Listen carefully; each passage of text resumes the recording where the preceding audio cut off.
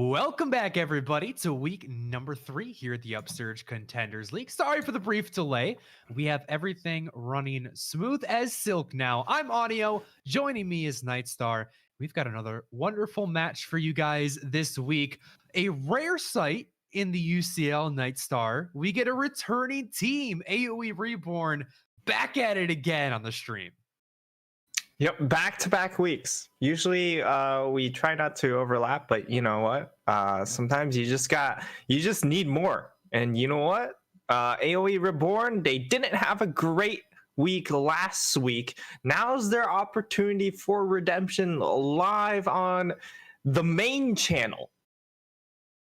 Yeah, last week against Kosa Gaming, now strong team, but we looked at the match from AOE and we were a little bit disappointed. They did pick up a single game. They brought it to 3, but even in that series or that match, they were 9,000 gold ahead.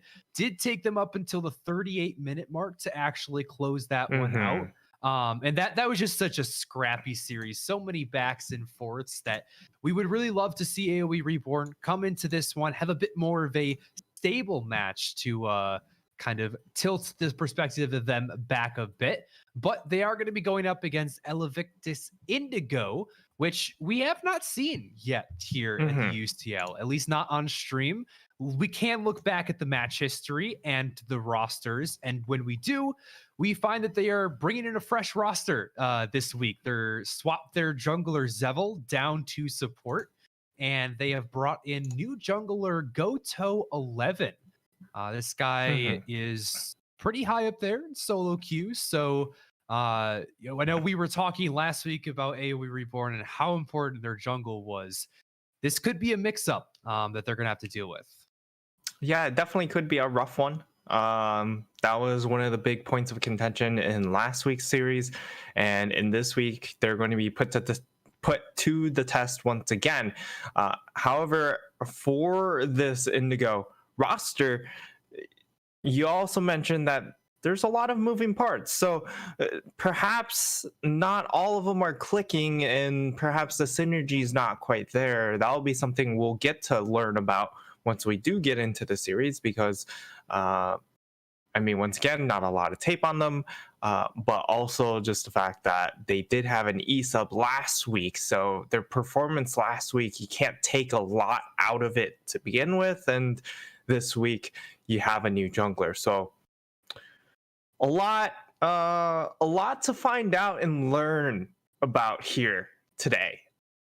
Yeah, that's honestly my favorite part about getting to see a new team every week is up until the playoffs, at least we get to see a new style every week, and then everything meshes all together nice and cozy at the end of it all. But Elventus is the question mark for us here this week. We have seen how AOE Reborn plays, so let's talk about the draft. This was a team that felt very reliant on how Johnny Rockets and Fuzzar was doing. In their winning game, they played Camille and Hecarim and got off to a very strong start.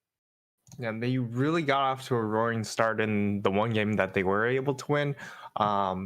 And that series in general was really about that top side, because you looked at the flip side, and it was a very strong performance coming out from Costa Gaming's top side as well. So in the games that they were able to win, they had a really large impact coming in from those two roles. And on the flip side, the one game that we did see coming in from AOE Reborn, they swung that matchup pretty heavily. But this time around, it's hard to say that it's going to be about the top lane this time around. Certainly about the jungle. Yeah, I think I do want to point out Johnny Rockets once more. Talking about the jungle still, though, because in that game, Fuzzar ran the vertical jungle. They invaded level 1, and it was actually Kosa that in that level 1 got 3 kills. They were up, I think, 4-1 at the beginning of the game. But Johnny Rockets did win out on his side of the map. All those kills went over in the bot lane. He was able to set up an incredible freeze. And in that game, it looked like Fuzzar was an entirely different jungler. On the hacker room, he was in every single lane at once from then on throughout the game. In game 1, where Johnny Rockets was kind of running it down early game on Jax, it felt like Fuzzar kept having to come top lane, and he just didn't get to play. Yeah, it was a bit of a disaster, and I mean, Kiwi pancakes in the game that the side of AOE Reborn did win. You looked very, very lost, and we'll see if Fuzzar is able to have that same impact. Initially, looking at the matchup, I'm thinking not, but once again, gotta get into game to truly know what's up, because it's when it comes to the jungle matchup, it doesn't necessarily just come down to the individual junglers. It also comes down to what lanes you have. Do you have the priority, and are your laners able to utilize that priority to help assist you? As we're already through the first 2 rounds of the draft here, we've got Tristana, Volibear, Jinx. So I loved the Jinx pick. This Volibear pick is really interesting. And seen a Morgana jungle lane. Morgana jungle, you tell me, Nightstar. Morgana jungle. You didn't Best tell me jungler. Morgana was back in the jungle, Mina. This is news to me, and I am very excited indeed. You're talking about priority, though. This jungle pick, I think, is definitely one that's going to throw some people off guard. This is not something you prepare for, and you've got really strong lanes now alongside it. I mean, look at the setup. Tristana, Leona for that binding. Jinx, Braum, good luck. I mean, that's a strong defensive lane, but good luck. Yeah, and with the Morgana jungle right now, it's just, I believe it's 15 seconds faster than everyone else. So you're looking at something like a 250 Speedrunners these days for a clear. So you just have so much free time if you do play things really perfectly. So some of it's a little bit harder to fully execute on, like the max clear speed, which is just making sure you juggle the camps and being able to use your pool to nail both camps. But this is the premier jungler, and it's just a matter of, do teams know how to play with this jungler, just because of the fact that she doesn't necessarily bring you the best lockdown, but when you have set up for her, this lockdown's insane. Yeah, so let's talk about what else this Morgana is going to need, because we have some of that lockdown. We even have a carry to buff up if, you know, Goto does for some reason now become the main focus, but he probably will be. This is a fresh jungler. A team is now forced to play around him. You've got 2 more picks. What are we looking for this Morgana? Yeah, I'd actually like to see some really strong side top pick, being able to utilize that power, just get to really nice setup. Something like a Renekton is really, really nice top side, because you go in, double dash, you get the stun, and then that leads into the Morgana bind, and you're just stuck there probably like 4 seconds. It's going to feel like years there. And now with the second round of bans, we have the Camille taken away, the Nivea taken away, and on the flip side, we are going to see a Kiana ban. So it does look like that from the side of AOE Reborn, they recognize that the Tristana is most likely going into that bottom lane. Yeah, paired alongside the Leona. Can't really ask for a stronger 2v2 here. So a bit of a graphical glitch. I don't know if it showed up that way on stream, but Braum on our end is actually an Alistar. If it does show as Alistar on the viewer's side, then I'm just a crazy caster and don't listen to me. But if you see a Braum, that's actually an Alistar. This actually changes things a little bit in my mind, because you've just lost a big era, or a big factor of safety. Alistar is much more of a go in, set up the fight champion, and although Jinx can combo all right with that, against a Tristana Tristana and Leona, I would have liked a Braum actually. The Braum would certainly give you better disengage when it comes to team fights. The Alistar does play. You know what? The Braum makes a lot more sense, so it's a little bit unfortunate. After reevaluation, let's look at what has become. The Scion and the Lucian locked in. Going to be the final two pieces of the puzzle. And is this a complete puzzle? Are there any pieces left under the couch, Nightstar, or do we have the full picture here for their Morgana jungle? Well, let me just look under the desk real quick here. Oh no. Well, you see, there's really strong lanes for sure. But if they don't really get off to a roaring start, it could be problematic because Morgana, one of those junglers that, while brings a lot of early game and a lot of clear speed, can lack damage when it comes to the mid and late game. So that's one of those things that we're going to have to keep in mind here if it does get to that point and teams are sort of even, in the fact that this Volibear could get out of control because he is just going to be hard stacking armor, and then he could just end up running away with it. But looks like we're trying to figure out what the rest of the draft is here, which is so quick update for everybody. We're trying to look through for the specific ruling on a bit of a draft issue.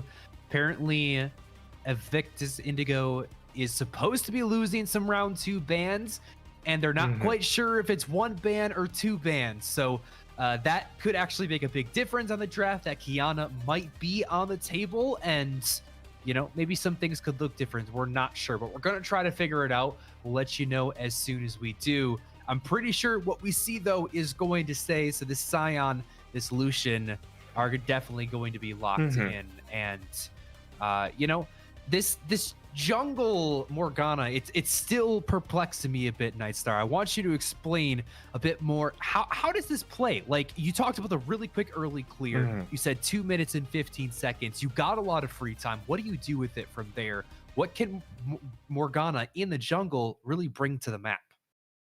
Yeah, and it really is just about that clear speed, and then being able to then rotate over if your lanes have priority as well. Because you're so fast, you can just walk into their jungle and they still haven't finished their camps because they're that much slower. And especially against a champion like Volibear, who does lack clear speed, even though he's going to be very healthy in the jungle. That's that can be exploited pretty hard here. So we'll see if that is how they play things out, or if they try and just try and play around the lanes as much as possible. Because the last time I did see Morgana jungle, it didn't do a whole lot because all she did was farm her own jungle, and that's not what you do on these power clearing junglers like a Nidalee, for instance, where she clears the jungle quick and then she looks to fight the other jungler. And it was also the same case with Udyr when he was the king of the jungle with his clear speed. He just clears, he looks to fight you, and he looks to shut you down before you even get to leave the jungle. Yeah, I mean, there has to be 2 steps to every side of that, though. You have to have the quick clear, and then you have to be able to make an impact with that extra time that you actually get. That's what I'm going to be looking at this Morgana for here in game number 1, is can you get the quick clear first? That's a mechanical thing that if you're going to pull out the pick, especially, you know, up there on the solo queue ladder, you better be able to back it up with hitting that clear time. But then once you get it, what are you doing? Are you just going to reset and sit in a bush for 30 seconds? Okay, well, I think there's no reason to pick Morgana then in that situation. So Goto, okay, you got my attention. What are you going to do with it? And we've got a Lucian and we've got a Tristana to play around. You got the Scion too, but that is much more of a weak side lane. Quick fun fact: Epic Gamer, the Zac ban is actually for him. He is a one-trick Zac in solo queue, has like 270 games of Zac. He'll go like 2-item tank and then full AP. And then he has like 9 games on his next champion, at least in ranked. So you got to respect that. I don't think that we'll get to see it, but hey, it would be cool if it slipped through in game 2 or 3. Yeah, I mean, it didn't get banned out in last week's game that he was in, so and he didn't go ahead and lock it in. So that is one thing to know, but He's obviously, a well-rounded player. yeah, this time around they're going to have a little bit more preparation time with this player, so I'd imagine that they've communicated how to play around Zac Top if it does become available. And now with these drafts really starting to show up on our screen here, we can kind of break down some of these lanes. And I mean, starting with the top side, because we talked about Johnny Rockets last week a whole lot. It was Johnny Rockets, it was Fuzzar. These were the 2 stars. If they get going, this is where the team really starts to shine, because 163 Braces not really known to be a super dominant laner in Life Without Us and Sunbei. They kind of struggled last week as well. Yeah, I think Life Without Us and 163 Braces, although they both individually had a lot of star moments in specifically game 2 where they did pick up a win, there was an equal amount of times where we were kind of saying, why did you do that again? And if they have some of those moments here in this game against this comp, that could be very disastrous. That could end your game in 18, 19 minutes. And you're never going to get a chance to get this Syndra, get this Jinx off the ground. I want to bring up one more possibility, though, when we're considering the roster swaps, the recent changes that Invictus Indigo has had. Zevil, their recent jungler, now on this Leona support, it's going to be some potentially really dangerous roams when you essentially have 2 junglers both playing CC supports that could just back up these marksmen. And the Lucian and Tristana both have been known to be efficient solo laners. I mean, you could just have essentially 2 permanently roaming supports and 3 solo laners in this game, which I think could be really interesting. Yeah, it could just be a double jungle kind of setup, which is I want to see jungle Leona just counter jungle the entire time. I mean, it's great, right? Because you have 2 support champions played by 2 jungler players. So, you know, a little bit of a thought experiment right there. But if these 2 players do pair up very well and synchronize very well, we could see just absolute terror. And I don't know if Fuzzar and Alistar, that's the combination to counter it. The Volibear Alistar, of course, like Volibear, he doesn't do anything into Morgana because his one ability is a single target stun. So Morgana has no problem just throwing down the black shield and walking away. So this could go south very, very quickly, but the only way to find out is if you stay tuned and watch the game. Yeah, we're going to toss it over to a short break. Thank you, Nightstar, for setting up my transition for me. We'll see you guys on the other side for game number 1.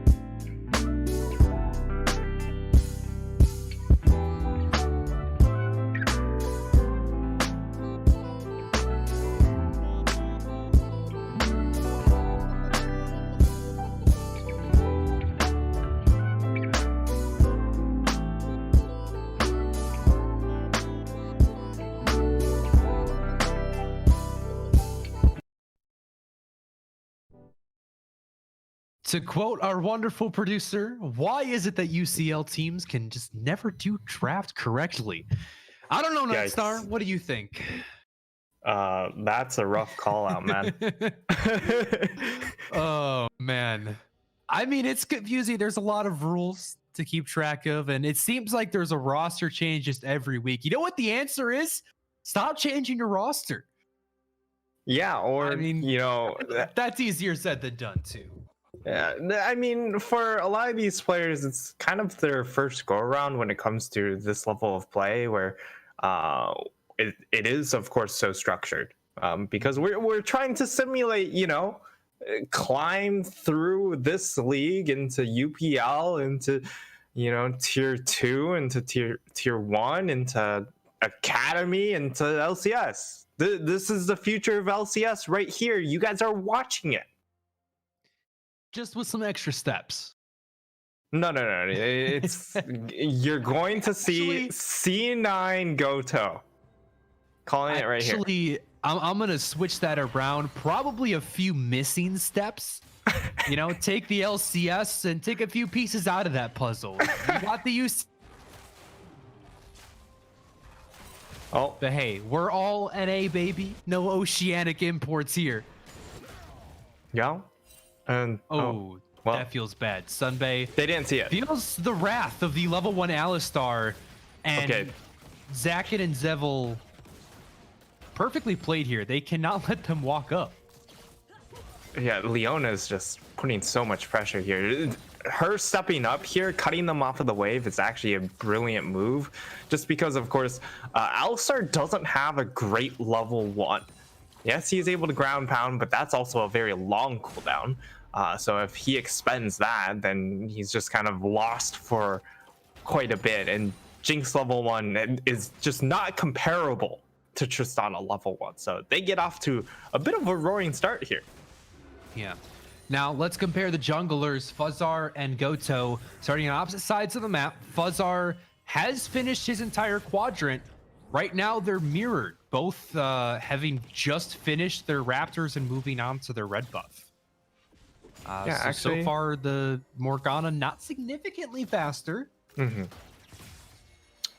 And both of these junglers are going to be incredibly healthy, as we can see that not a whole lot of the health bars have moved, especially for Morgana, of course, who, I mean, this is why she is just so busted, because she does extra damage to these jungle monsters, and of course with her passive she's going to be able to just maintain her health pool. And I love the fact that Black Dog has been able to really play super far forward because of that as well. Oh baby, Yeah. Oh baby, Gonna land, and you no chance. Oh, first blood for Goto.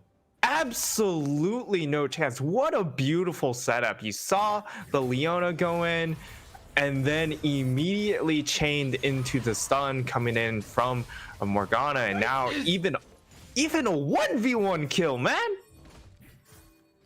Black Dog, just no fear. I mean, once he knows that his jungler is the strong one, you just got to go for that every single time. Epic Gamer also taking a bit of bullying under the tower.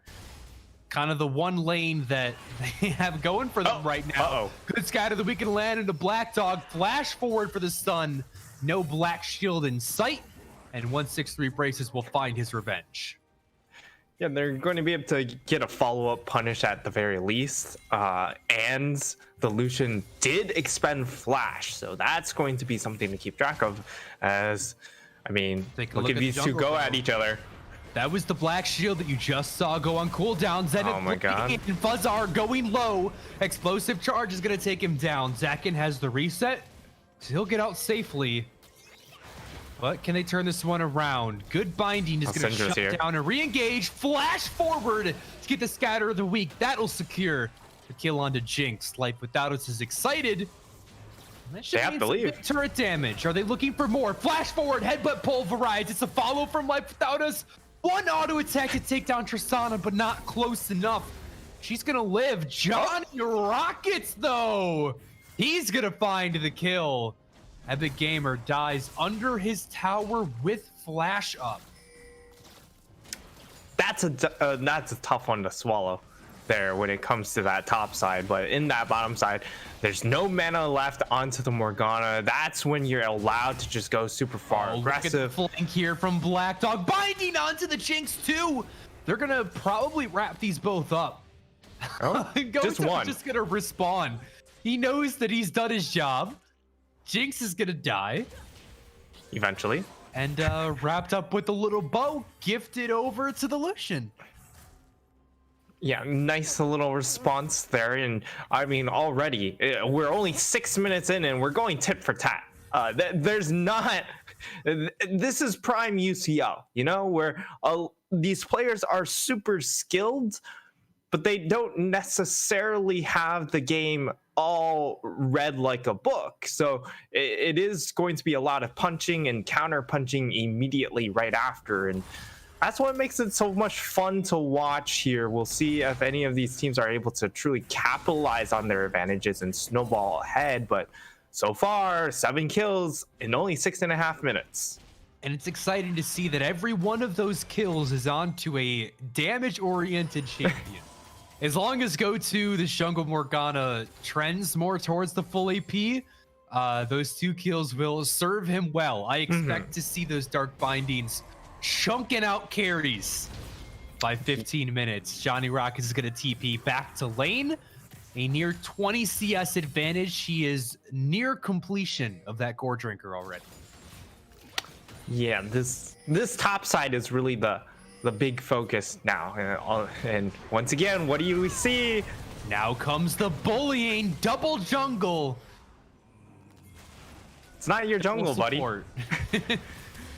Oh, man. It doesn't stop. That's not fair, Nightstar. Fuzzar has to jungle against 2 junglers. There's not supposed to be 2 junglers, and they're both supports. What the heck is going on here? Yeah, like they lose in the jungle numbers, but they also lose in the support numbers. Like, how is that possible? They have more supports and more junglers. Like, yeah. They've got 6 players My mind's in the blown. field. They've got, man, they've got 7 players. Round of applause, though, to this draft and being able to put together what's has so far been a successful execution. I think we can say that the clear speed early game from Morgana was a little lackluster, but other than that, these engages have been on point. Here's another one, ult in from the big Fuzzar. Doesn't matter. You called it, Nightstar. Shut down. Yeah, he jumps in, throws out his fierce roar, and you know, they just walk away. He's feeling a little less like Sasquatch and a little more like Katy Perry. Hear me roar. Yeah. That's it. And they say, okay, cool. We hear you, but we don't care. Yeah. And? Oh, but you might care about this. Goto is still here. Lands a binding. Black Shield's going to go down. It's not going to stop the damage, though. And a shutdown will land at a 163 braces. Meanwhile, on the bot side, explosive charge, 3 stacks, 4 stacks. Oh, Jinx so low. Fall. One more auto would have done it, but she lives. Yeah, and you just look at this bottom lane. The moment they see that Volibear is in that mid lane, they just go. Now, this might be a little bit... That was a bit optimistic. Yeah. Zevil, I mean, he's going to interrupt the backs at least. That's definitely one way to phrase it, but they are going to be able to get plates here, I think. Tristana, of course, just annihilates turrets. And, good job from Zakin. Very opportune time to go in there, because if Zakin does actually auto attack the turret, he would have pulled aggro and then been knocked up. So very, very small interaction, but well played from the Tristana to hold that last auto attack. To avoid pulling aggro for that.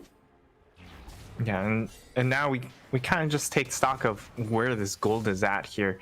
In this mid lane, surprisingly, like 163 braces, he's done such a phenomenal job just laning here on this Syndra. Yes, he's had help, but that's just kind of the nature of the matchup. The Syndra does not win on her own, and the team has played well around it, and it's led to a 600 gold lead in that mid lane. But all eyes on kind of this jungle top here, in the fact that there's a Morgana and then there's also an Aatrox. Both of these champions should have free matchups, and they capitalize on these free matchups. The Morgana up 1,300 gold. On the flip side, this Aatrox up 800 gold. They're both doing great. Yeah, you gotta ask though what's on the other side, because if I am Indigo here, I'm fine with this Siamese down 800 gold. They're looking for a tower dive. Zevil, he's all the way in the back line with no help in sight. Jinx will be all too ecstatic to take down that kill. Yeah, that one was a bit of a misstep. So that was a little bit unfortunate. Night Star. We're positive casters here. He tried to really continue the aggression, and now we're going to continue the aggression here. And you're insane. A little bit of change of pace. Sunbay into the back line. Does pop the ult, double ult sprint there, actually. Fuzzar even committing to flash. They get the scatter of the week, but still no kills coming through. So much in the kitchen sink thrown at them. Wow. Simply forced them out of lane. Zevil face tanking in the jungle. They've bought mid tower, and Jinx is gonna pay with her life. Life without us goes down. We talked about those oopsie moments. Now in the mid lane, an overstay. Johnny Rockets Lucian and gets the kill onto the Lucian. Epic Gamer is teleported in. Double kill for the Aatrox. Now Johnny Rockets really turning up the heat. Tower is starting to hurt, so they'll have to back off. But a binding over the wall is going to trade one back. Goto sniped from downtown. Taken down from way long range there. Nice little pick off from Goto at the very end of that. But rest of the map for his squad kind of starved for gold, except for perhaps this Tristana, who was able to just get that 1v1 kill there. But coming into this mid game, it really just boils down to this Morgana pick, because the Lucian has felt, while off to a roaring start, slowed down quite a bit here because of the attention thrown into this mid lane, as he barely dodges out onto that one. What a nice dodge there. Now Jinx standing too far forward. The culling gonna nearly take her down. 1 HP. Epic Gamer is gonna finish off the kill, but can they survive the onslaught into their own back line? Sion shuts down Syndra, but Johnny Rockets here. It's a rampage. It's gonna be the Tristana versus the Aatrox. The Aatrox gets in range though. Okay, Tristana just hops away. She's fine. The perks of a slippery ADC. Sion has no such luxury. Let's take a lot of damage here. We'll get pulled back. Man, these Qs are really on point here from Johnny Rockets. Super Mega Death Rocket just doesn't land, but it doesn't matter because Johnny Rockets is on point and he gets another kill to top it off. Doesn't matter if the Rocket's not there, because Johnny Rocket is there. But what a fight for this Aatrox. As we look, he's got so much gold in his wallet now. This man is so massive, and they don't necessarily have a way to stop it. He's not done. He hasn't even gone back to base, which might be a good idea right around now. Shelly has been popped though, so they don't really get a chance. Dragon on the table as well. I mean, look at the Aatrox. He has to go back to base. And Indigo, they should know this, so I'm looking for them to push up aggressively here. There's a solar flare. Doesn't pan out though. No threat onto 163 braces. Nobody else was really around. Good dodge in the binding from the Jinx, but she's way out of no man's land. Just like Leona. In the river. Couple of those overextensions everybody talks about. I don't know. I've never done one.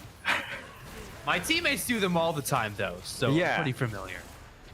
Yeah, I personally never overextend. And So Nightstar, as the color caster, the one with obviously much more experience in these types of plays, a breakdown for me how those players tactically into the dragon away. Yeah, I mean, they saw the Aatrox timing and they knew that they had priority onto Dragon, and they try and use that to rotate and pick off the Jinx. However, this time around, the Leona kind of caught in no man's land trying to clear out vision without the rest of her squad, and Leona does go down as a result. And so while they were able to get the Jinx, they weren't able to maintain pressure because they don't have any front line without it, as Sion himself was a bit of a struggle street there. So that means they give up inside track on Dragon, they concede the Dragon, and that's a little nice pickup there coming in for, I would say, the better late game squad on the side of AOE Reborn. So what you're saying, Nightstar, is it's my top laner's fault because top lane 7-0. Wow. It doesn't matter if I die. Jinx just goes down. Sunbeam flashes away. Wow. Johnny Rockets. I mean, he's the hero of this anime, but he's not there. The protagonist is in another chapter. And they're fighting in the mid lane. They're going to go down. Bot's falling apart too as Zevil falls. And I think it was a 2-for-1 there. We'll see what Johnny Rockets can do in this 1v2. He's not threatened at all. He's feeling fine. He's 7-0. They can look at him and he says, so what? Try it. I dare you. Yeah, he is having a fantastic time, and also having a pretty fantastic time is 163 Braces, who has 140 CS to her name. Like, this is definitely a very, very threatening Syndra here. And if they're just able to get a little bit more gold onto this Jinx, this 5-man squad is going to be incredibly threatening. But so far, no such luck here, as she's been able to find 2 kills, but died 6 times, hasn't been able to find a whole lot of farm to her name as well. And it's gonna slow her curve down just a bit. Now, as we near into the mid game, getting closer to the oh so important 20-minute mark when the big purple worm will grace us with his presence. Talk to me about the execution of these fights, Nightstar, because it is a relatively close game, and I feel like, especially in the UCL, in these close games, it all comes down to how the fight is actually played out. So what are these teams looking for on either side? Yeah, I mean, for the side of AOE Reborn, they're really looking to just play things out as a standard front to back. But I mean, Tristana, whew. I know what Syndra's looking for. Yeah, Syndra's looking for these 1v1 pops. And I mean, with the Lucidity boots, you already have so much ability haste built up right there that you can just look for these kind of poke wars or all-in trades. But without us, good dodge. Holds has to use the cleanse and the flash, but gets out safely. Oh, now Aatrox buys time for Johnny Rockets. Black Dog loses half his HP. Zevil, some really fancy footwork, dodges on all the skill shots, and he's gonna feel still pretty healthy for this. Lucian will reset, but short lane, he'll be back soon. Bay over the wall, they find Zevil. He's a Leona, though. Aftershock is a wonderful rune. And he'll stay alive for now. Full mid priority. Jinx is just going to stand there and die. Binding makes you look real funny until you burn away to nothingness. Goto now, though, in a 1v4. Teleport on the way, but not soon enough. The Scion is only going to find one. He's on the flank, but his team is dying. There's nobody joining him. It's a triple kill for 163 Braces. And Epic Gamer has to run for the hills. Mid lane is a slaughter. Mid lane's a slaughter, and it's all in favor of AOE Reborn because they've got the AOE right there. That Syndra is so massive. They just don't have the magic resistance to deal with her. They are getting absolutely shredded, and right now Goto, he's still able to find these 1v1 kills onto the Jinx, but he expends all his cooldowns to do so, which means that on the flip side, once they turn around and try and collapse on him, he's got no answers. So unfortunate for him that he does go one and done, and I don't even know if killing the Jinx is worth it at this point. I don't know where her gold value is, and especially when you lose the dragon afterwards, it's gonna really, really hurt as far as their power curve goes. You don't even need to kill the Jinx so much as prevent her from getting excited, because as soon as she does, even that meager gold does start to become a lot more effective. Jinx gets some pretty insane steroids when she pops off. But you're right, Johnny Rockets is truly the focus of this team. Yeah. How are you supposed to kill the man? Stride breaker, he's got the Sterix gauge. And he's got a Lucian. He's a level over the mid laner right now. It's no contest. Yeah. Absolutely no shot from the Lucian there. And that's really unfortunate. But Johnny Rockets is an absolute behemoth. And with the power of him and how strong the Syndra is, this is a really difficult composition to play against. And if this Jinx was just any sort of in this game would be just done. But right now, once again, very far up, Epic Gamer is here to buy some time. Who are they buying?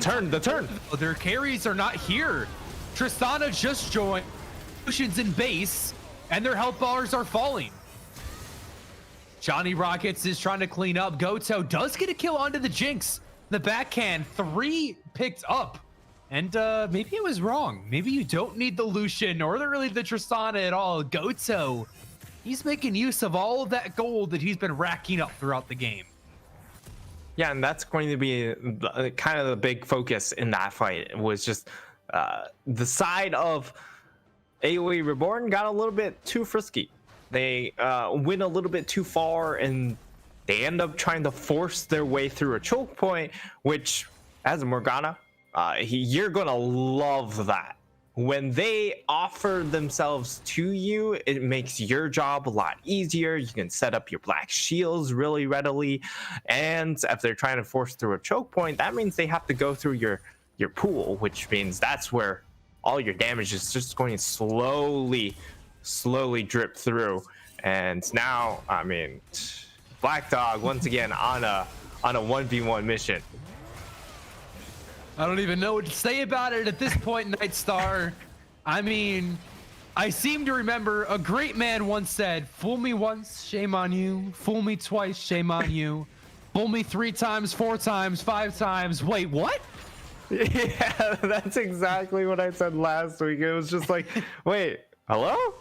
What are we trying to accomplish, folks?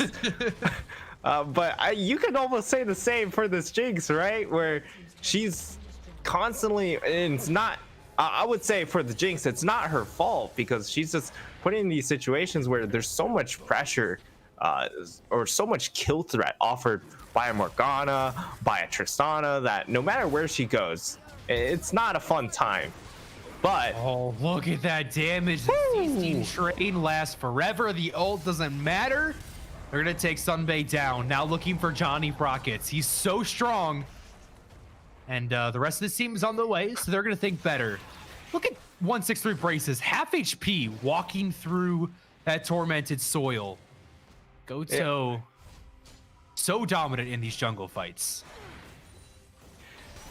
Yeah, Goto doing a lot of damage, but right afterwards, you saw 163 braces also showcasing his damage, as he is still rocking a lot of farm. He is, I mean, his farm pace has been nuts. He's at 224 at 24 minutes. This is exactly the pace you want to see from your mid laner.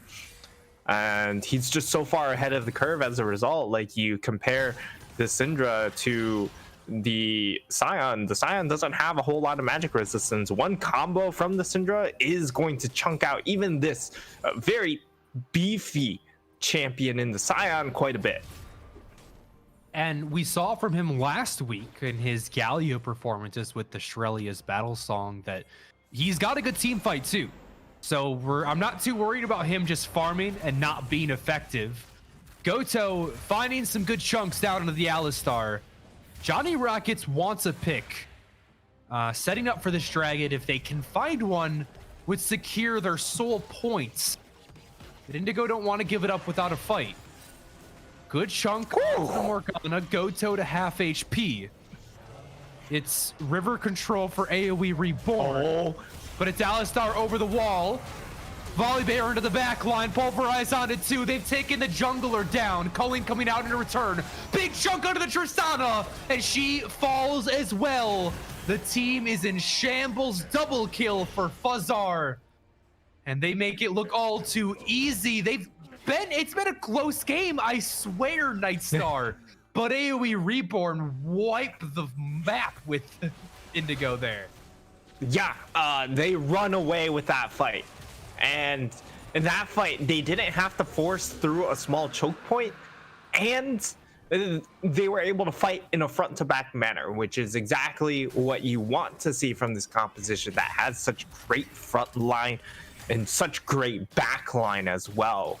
Of course, the Aatrox, he doesn't necessarily love the front to back, but when your Syndra is this strong, you'll definitely take it. And with how strong he is, it doesn't matter that as a champion he'd prefer to come in from flanks. They just can't take him down right now, so you can just run at him whichever way he likes. Yeah, every flank is a good flank when you're this far ahead. Now Johnny Rockets, let's see how far ahead he really is. Teleport being channeled. Can he buy enough time in the 1v3? Goto pops the ult. Here comes the Syndra. Xerix is gonna pop a bit of shield, but look at that explosion! Knocked right in for the double shutdown for Zakin. Yeah, that's the double shutdown, and that's a massive amount of money into that Tristana's hands. And now they're just gonna use those 2 kills to swap all the way over onto this Baron buff. So if you're deciding if AOE Reborn, can you stop this is the question, because if it goes into the hands of Indigo, it could lead to a lot more after. Fuzzar is here, he has flash, he has ultis at the Oh my god! Fuzzar steals the Baron! He gets shut down. Zach is looking for more kills. They've got it over the wall. They're looking for Jinx. She blast cones over to the Raptors. Sunbay will fall, but one Baron gets out alive. Ignite, not gonna let him escape there. Oh man, Fuzzar with the hero play. What a wild turn of events in just the span of what, like 3 minutes. We had that very dominant ace, then we or not quite ace, but a very dominant dragon fight, and then it turned into 2 picks up into the top side. They immediately rotate over for the Baron, but they don't account for probably the 2 most lethal things when it comes to a 50-50, the opposing jungler and the Jinx rocket. Yeah, and like, I think the setup was beautiful for them. You take down Johnny Rockets, you look to force the objective, but you gotta turn for the fight at that point. There's just no use going for the 50-50 when Fuzzar has the ultimate, he has the flash, you should be tracking these things. And without somebody to play goalkeeper, without priority to keep the jungle out of the pit, things like that can just become all too common. And they went for the gamble, it didn't pay off. Now the gold lead back in the favor of AOE Reborn. They're in the driver's seat. In the driver's seat and looking for a Scion who just says, well, I'm the driver of this car. Drifts his way all the way down bot, says, whatever, I was going that way anyway. And they get the ultimate there out of Fuzzar. Now, double Cloud Drake means that it's not going to be too far away from popping back up. It's almost halfway already, but it won't be available if a fight breaks out in the next few minutes. And they're positioning for one. Yeah. And my question, Nightstar, is why? Why are they fighting right now? It's because it's fun. Fair enough. If you're playing League of Legends, you gotta look for the fights, man. Otherwise, are you truly playing the game?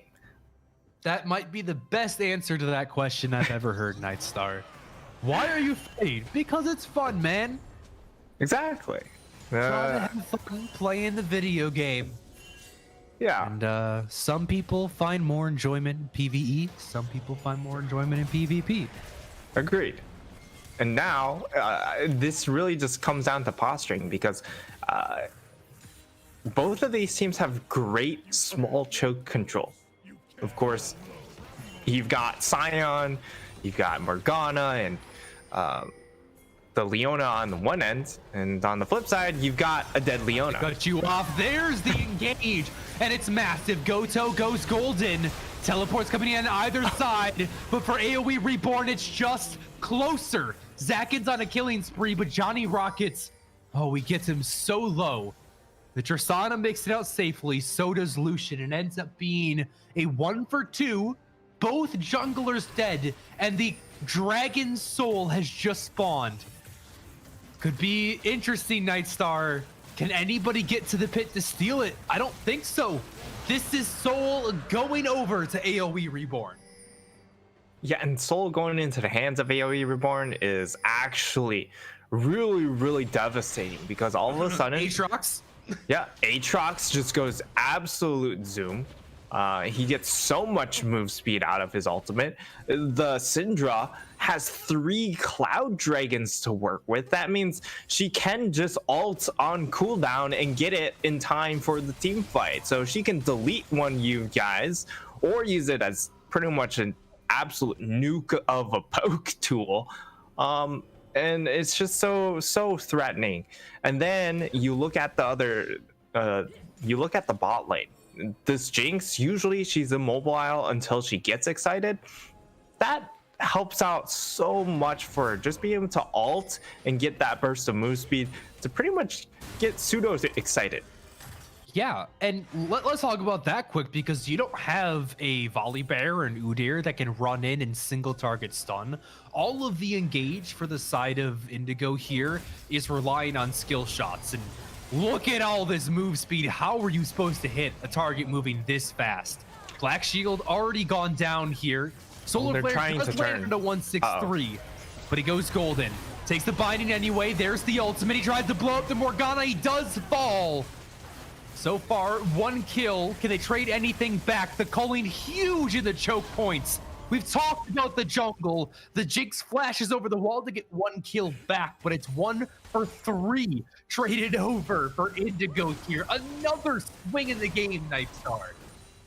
Yeah, and that fight was really just coming down to Braces. He was not in a good spot. Has to use that Zanya's, and we're starting to get into kind of a game of yakety sax. I am very familiar with this one as I just watched so much LPL. You know, once it starts getting out of hand, it really it quickly gets out of hand because everyone is just focused on the fight rather than these objective plays. And I mean, it does make a game very, very fun to watch, although it does kind of confuse the viewer sometimes.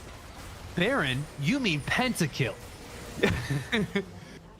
Where'd it go? What Baron? Baron just gets deleted off the face of the rift, and there is not going to be any engage. To hold on there, there's a lot of move speed. And honestly, if Johnny Rockets popped the ult, you could probably still catch up to Zakin before he got up to base.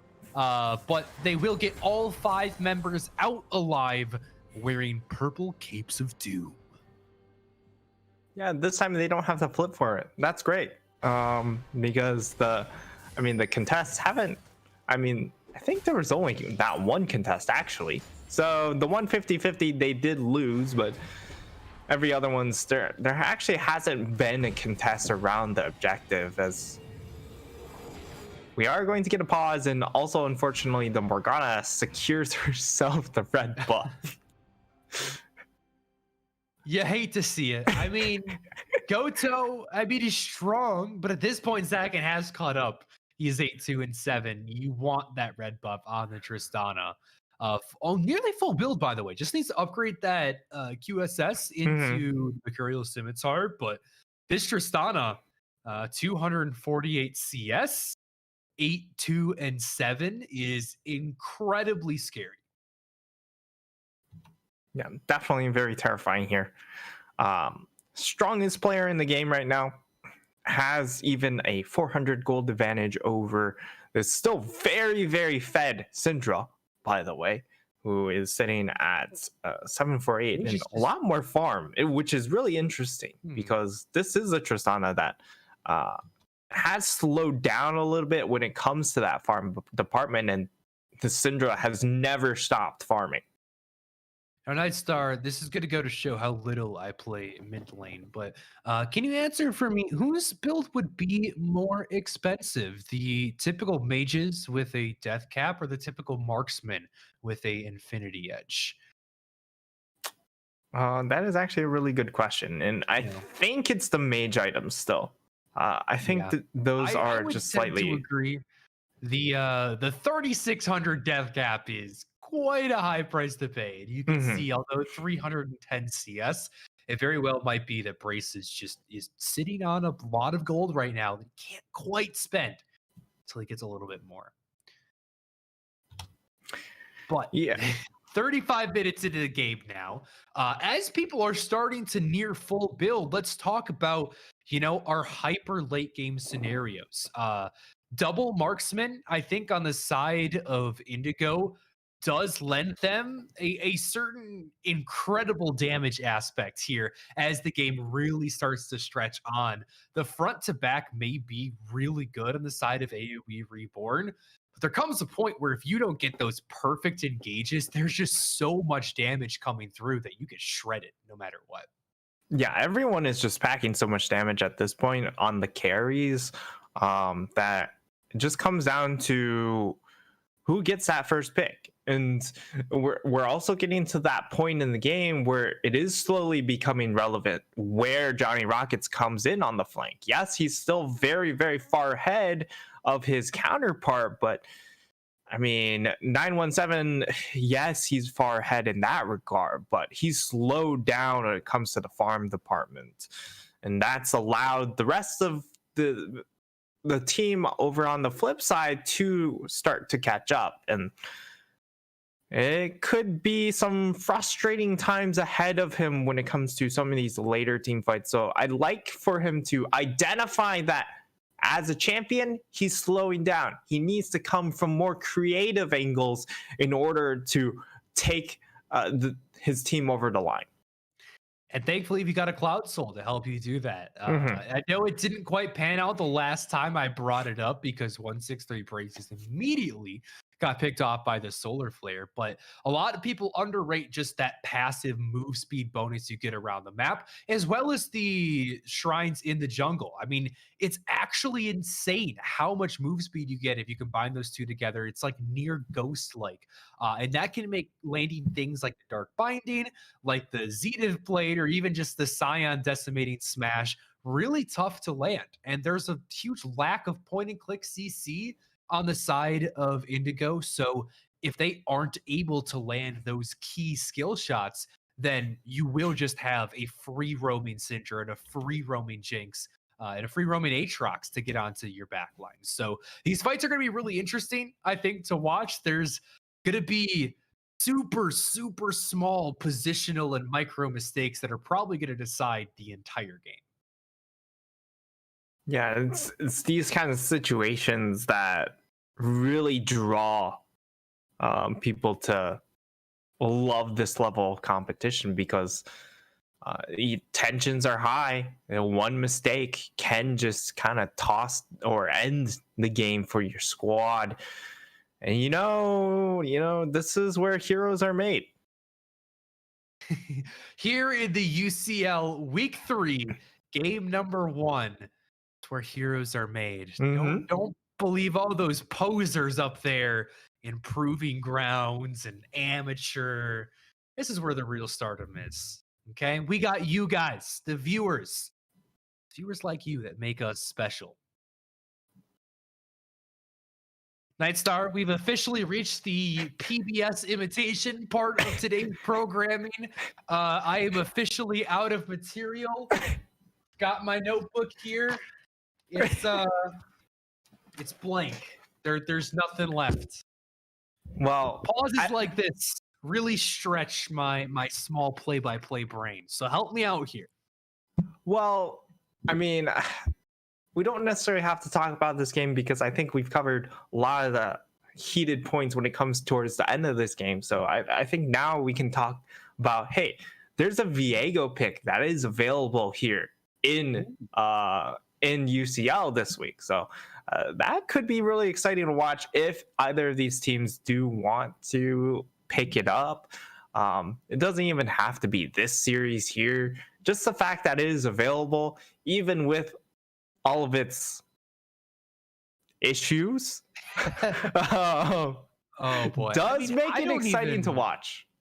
It since we haven't seen it really in competitive play, it's been banned everywhere. It's Probably just so not- interesting. I don't experience it enough in solo queue to really understand like the matchups and how strong he is into the meta champion. So I think watching him get played and experimented with should be a fun time. I was looking at the OP.GGs and Black Dog, who I think plays top lane mainly in solo queue. I don't fact check me, I may be wrong, but he's been playing a ton of Silas lately. He had like at least 40 games on it. So potential player. They also had Epic Gamer who put like 2 games on it. But remember, he's a Zac one trick, so I don't expect the Silas to come out from him. Not a one Yeah. trick. I'm not going to say that. He's doing incredible. He's obviously a well-rounded player. I mean, you know, you throw yourself onto a tank. You just have to have the knowledge. Laning as a tank can feel brain dead, but when it comes to playing team fights, it does come down to a whole lot of game knowledge, making sure you know when to try and overforce onto the backline and when to just sit in front of your backline to make sure they get all the free damage. And right now, it's kind of been, you know, a back and forth, just like this game. But in chat, you know, we've got we've got some filler as well. Let me ask you, as we're actually getting close to coming back online, why did the spider cross the road? Oh boy, Nightstar. I don't know. Tell me. To get to his new website.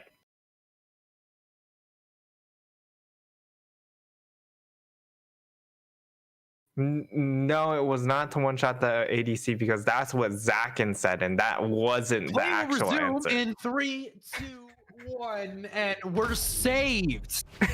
Chat, I'm right there with you. It was in offered in-game chat. You know, I had to take Chat, it. you're fired. And Devil, now, he was caught asleep at the wheel. We're all getting a little bit groggy after a pause. I forgot what was going on too. yeah, But he's back to business. He hit his 10 death power spike, Nightstar. Yeah. Does that work on Leona too? I hope so. Because Zevil, I would say he's been the player that's had the most up and downs in this game. He had an incredible early game, and since then, not so much. He's been caught out numerous times. Him getting picked off has led to them dropping some of these dragons, but he can redeem himself all right here because we do have Elder Dragon about to spawn in 100 seconds. And I'm not going to absolve him of responsibility because he has been caught out in some pretty egregious positions this game. But I will give him the benefit that the Cloud Soul makes it pretty difficult to go in and ward. Your opponents, you can see them farming in top lane 1 second. You think you can go place a ward on Wolves, and they're there 5 seconds later. Sunbay's gone in under a second. The blink of an eye. The calling takes him down. I believe it was Black Dog that got that kill, but 35 seconds, Alistar will be off the map, and it's a teleport into the bot lane. Elder Dragon, a full 60 seconds away. And look at that flank ward all the way in the alcove there. Johnny Rockets, no, this is the craziest flank ever. Okay, he forces the flash at a Black Dog, literally sat inches away. Epic Gamer so darn tanky on this Scion. Just remember, folks, it doesn't matter if you lose lane as Scion. By just existing, you too can become unkillable. He did have to expend the flash though, you know, so there was still a small cost, but now they're going to have really nice control over this dragon pit, and that is going to force the side of AOE Reborn to try and get through these tight choke points, which actually they do get through pretty easily. Yeah, good job. Uh-oh. Big chunk 2 on his Devil. They immediately take down the support, and now they're looking for more. Ultimate's going to be blocked from Epic Gamer. He's looking for the decimating smash. Culling doing big damage, but Black Dog is chased out. Epic Gamer will now fall. Oh, Morgana. To trying to do what he can in the back line to trade something back with the zombie Scion, but as he falls, so will Goto. It's going to end up being a near ace for the side of AOE Reborn. Zakin, the only member left standing, and Sunbay, the only member to fall, and that's going to mean an Elder Dragon will be secured. A massive win for AOE Reborn as they try and secure themselves the first game in this series. And I mean, unfortunately, they weren't able to just end the game. Oh, Jinx should. Okay, Great just kidding. Flash from Zakin, but he's got gone. the Cloud Soul. He can just run him down. The Elder Soul plus whatever other bird was on there. Wanted to save the red buff, but it was picked up. Could have just been the Elder itself. Jinx gets Elder the execute. kill. Now, I want to mention that this is not a Runaan's Hurricane Jinx. I actually really love the itemization here from Life Without Us. You're not going to get a lot of opportunities to hit multi-man rockets, and the Phantom Dancer is just better for DPS and survivability. So bravo to him for that. Yeah, I would say that the Phantom Dancer just allows him to really shred through the Scion as fast as possible. If he wanted a little more safety, he could have gone for the RFC in order to just get that extra range, which also would have been fine in this case, in my opinion. But this is clearly a build just to say, hey, I'm going to kill this Scion. We're going to kill him fast. And then our front to back is just way, way better. And I like that focus coming in. And now with this Elder buff, they're really going to put a really big hurt onto the base of Indigo. This Jinx build is for those ADC players that wish they could play Turbo Chem Tank. And with those stacking speed stacks from the Phantom Dancer plus the Cloud Soul, look how quickly, even without getting excited, Life Without Us is moving around the map from bot lane to mid lane, clearing out these waves in the blink of an eye, ushering them in. It's a full court press here, at least 2 lanes. Top lane is still lagging a bit behind, but the inhibitor down bot will fall. This could be it. Go for more. Putting damage onto the Nexus towers, they don't quite have the wave for this. They'll back off. Yeah, and the hard part is the fact that they still have to kind of push through this Morgana, who is incredibly powerful and also has a whole lot of AP built up. Usually you look at, or in the past when we see Morgana, it's been support Morgana, so her pool doesn't do a whole lot. But here it is jungle Morgana, has a lot of resources, and that means these waves are going to vanish very quickly. However, recognize it too late. Epic Gamer is forced. Oh, they're still going though. Teleport. Goto though, hero play. He finds 1 carry. He goes. This is it. And that's 2 kills. The double for Goto, and they wipe them at the Johnny fair. Rockets. The objective goes down. Sunbay, why did you walk back in? He's trying to stop the backs. He's trying to buy time for Johnny Rockets, who is pushing with the Baron, but at least 1 recall finishes. Johnny Rockets goes back to base, and it's 1 Baron, but it's 4 kills going over at a crucial moment to Indigo. And Johnny Rockets actually expends the teleport for that play to try and run into the base and force them to back off. Losing 3 members there definitely could have just, or 4 members could have just been the game with the death timers the way they are. However, with double super minion waves, they are forced to recall and slow things back down. And it looks like we're on a crash course for one more Elder Dragon fight to decide this game. What a beautiful play there from Goto, though. The flash in landing not only the binding, but the ultimate onto both braces and Life Without Us. I've never seen so much damage from Morgana in my life, Nightstar. The Rabadon's Death Cap completed. 16 stacks now on the Magi Soul Stealer. I mean, where'd their health bars go? Into the void. And now into the void. Johnny Rockets immediately taken into the stasis revive. It's a lot of damage coming out. You're gonna need a little bit more flex tape to seal that one up. Fuzzar does get a kill onto Zakin. Big kill, taking down the ADC. It's a flash forward from Epic to try to finish off the Alistar, but it's not enough. Zombie form will be taken down. 5 members strong, but health bars low. But they've taken down 2. It's the numbers advantage here. And now Johnny Rockets is healed back up, and he's cut off the escape line. Sunbay doesn't need to be alive here. He just needs to buy some time. The Lucian gets stunned up. He's going to fall.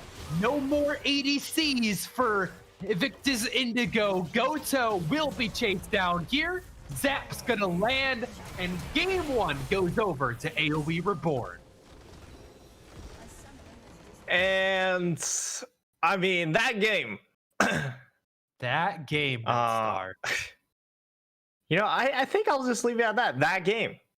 There's so much to unpack because of how back and forth it was. But in the end, it was the side of AOE Reborn able to pull it through, able to clutch things out. And I mean, part of that comes down to their composition was just slightly easier to execute, but only ever so slightly, because Goto, he really proved the point with this Morgana pick, being able to utilize it to its really what we should see a lot more of, being able to play around Morgana and a roaming support and just wrecking havoc on the Rift. I hope we get to see more of it, but given how Fuzzar felt in that previous game, he's probably requesting a Morgana ban. Goto probably got his one chance to get away on that champ. He will not be able to play it again. But I still have a couple of reserves for this game. Going into game 2, it's not often I get to say this, but I don't really know what's going to happen, Nightstar. This one was so back and forth. We had 2 players this game, one on either side, eclipse 10 deaths, both the supports. I feel like there was a lot of people just getting caught out in left and right. And although that can make for some really interesting games, can make it really hard on the analysis too. It makes it feel like it's a bit less of a, a drafts or even which team is better. We're just kind of looking for who's making those mistakes. So I would love for both teams to clean up the plate just a little bit. Keep the fighting, keep butting heads, but see if we can wrap up those senseless side lane deaths, because those aren't fun to cast. I only want to cast the triple kills, the quadra kills, the penta kills, even the unofficial ones. I'm looking at you, Indigo. But we're going to toss it to a break as we get ready for game number 2. There's sure to be tons of bloody, messy action coming your way, so stay tuned.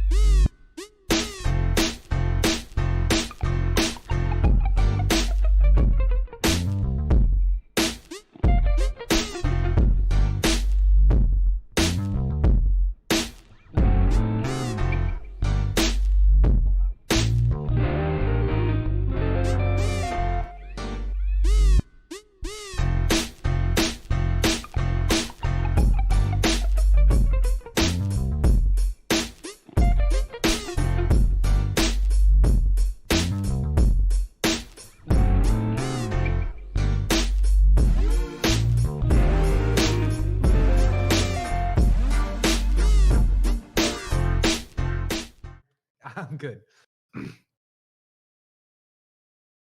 And welcome back, everybody, to game number 2 here between Indigo and AOE Reborn. We just saw AOE take eventually a win there in game number 1, 43-minute slugfest.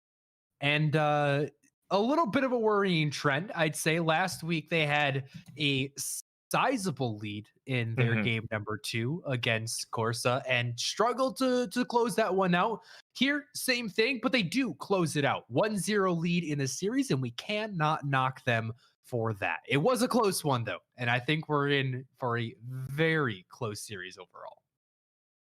Yeah, usually when you fall behind, you want to get down and dirty to make it harder for the opposing team to close. But in this game, while AOE Reborn were behind early on, once they got the lead, they continued to play down and dirty, which meant that Indigo were able to find fights, which made the game very much up in the air. So going into this game number 2, I'd like to just see one of these teams, when they get the lead, to be a little bit more convincing with it.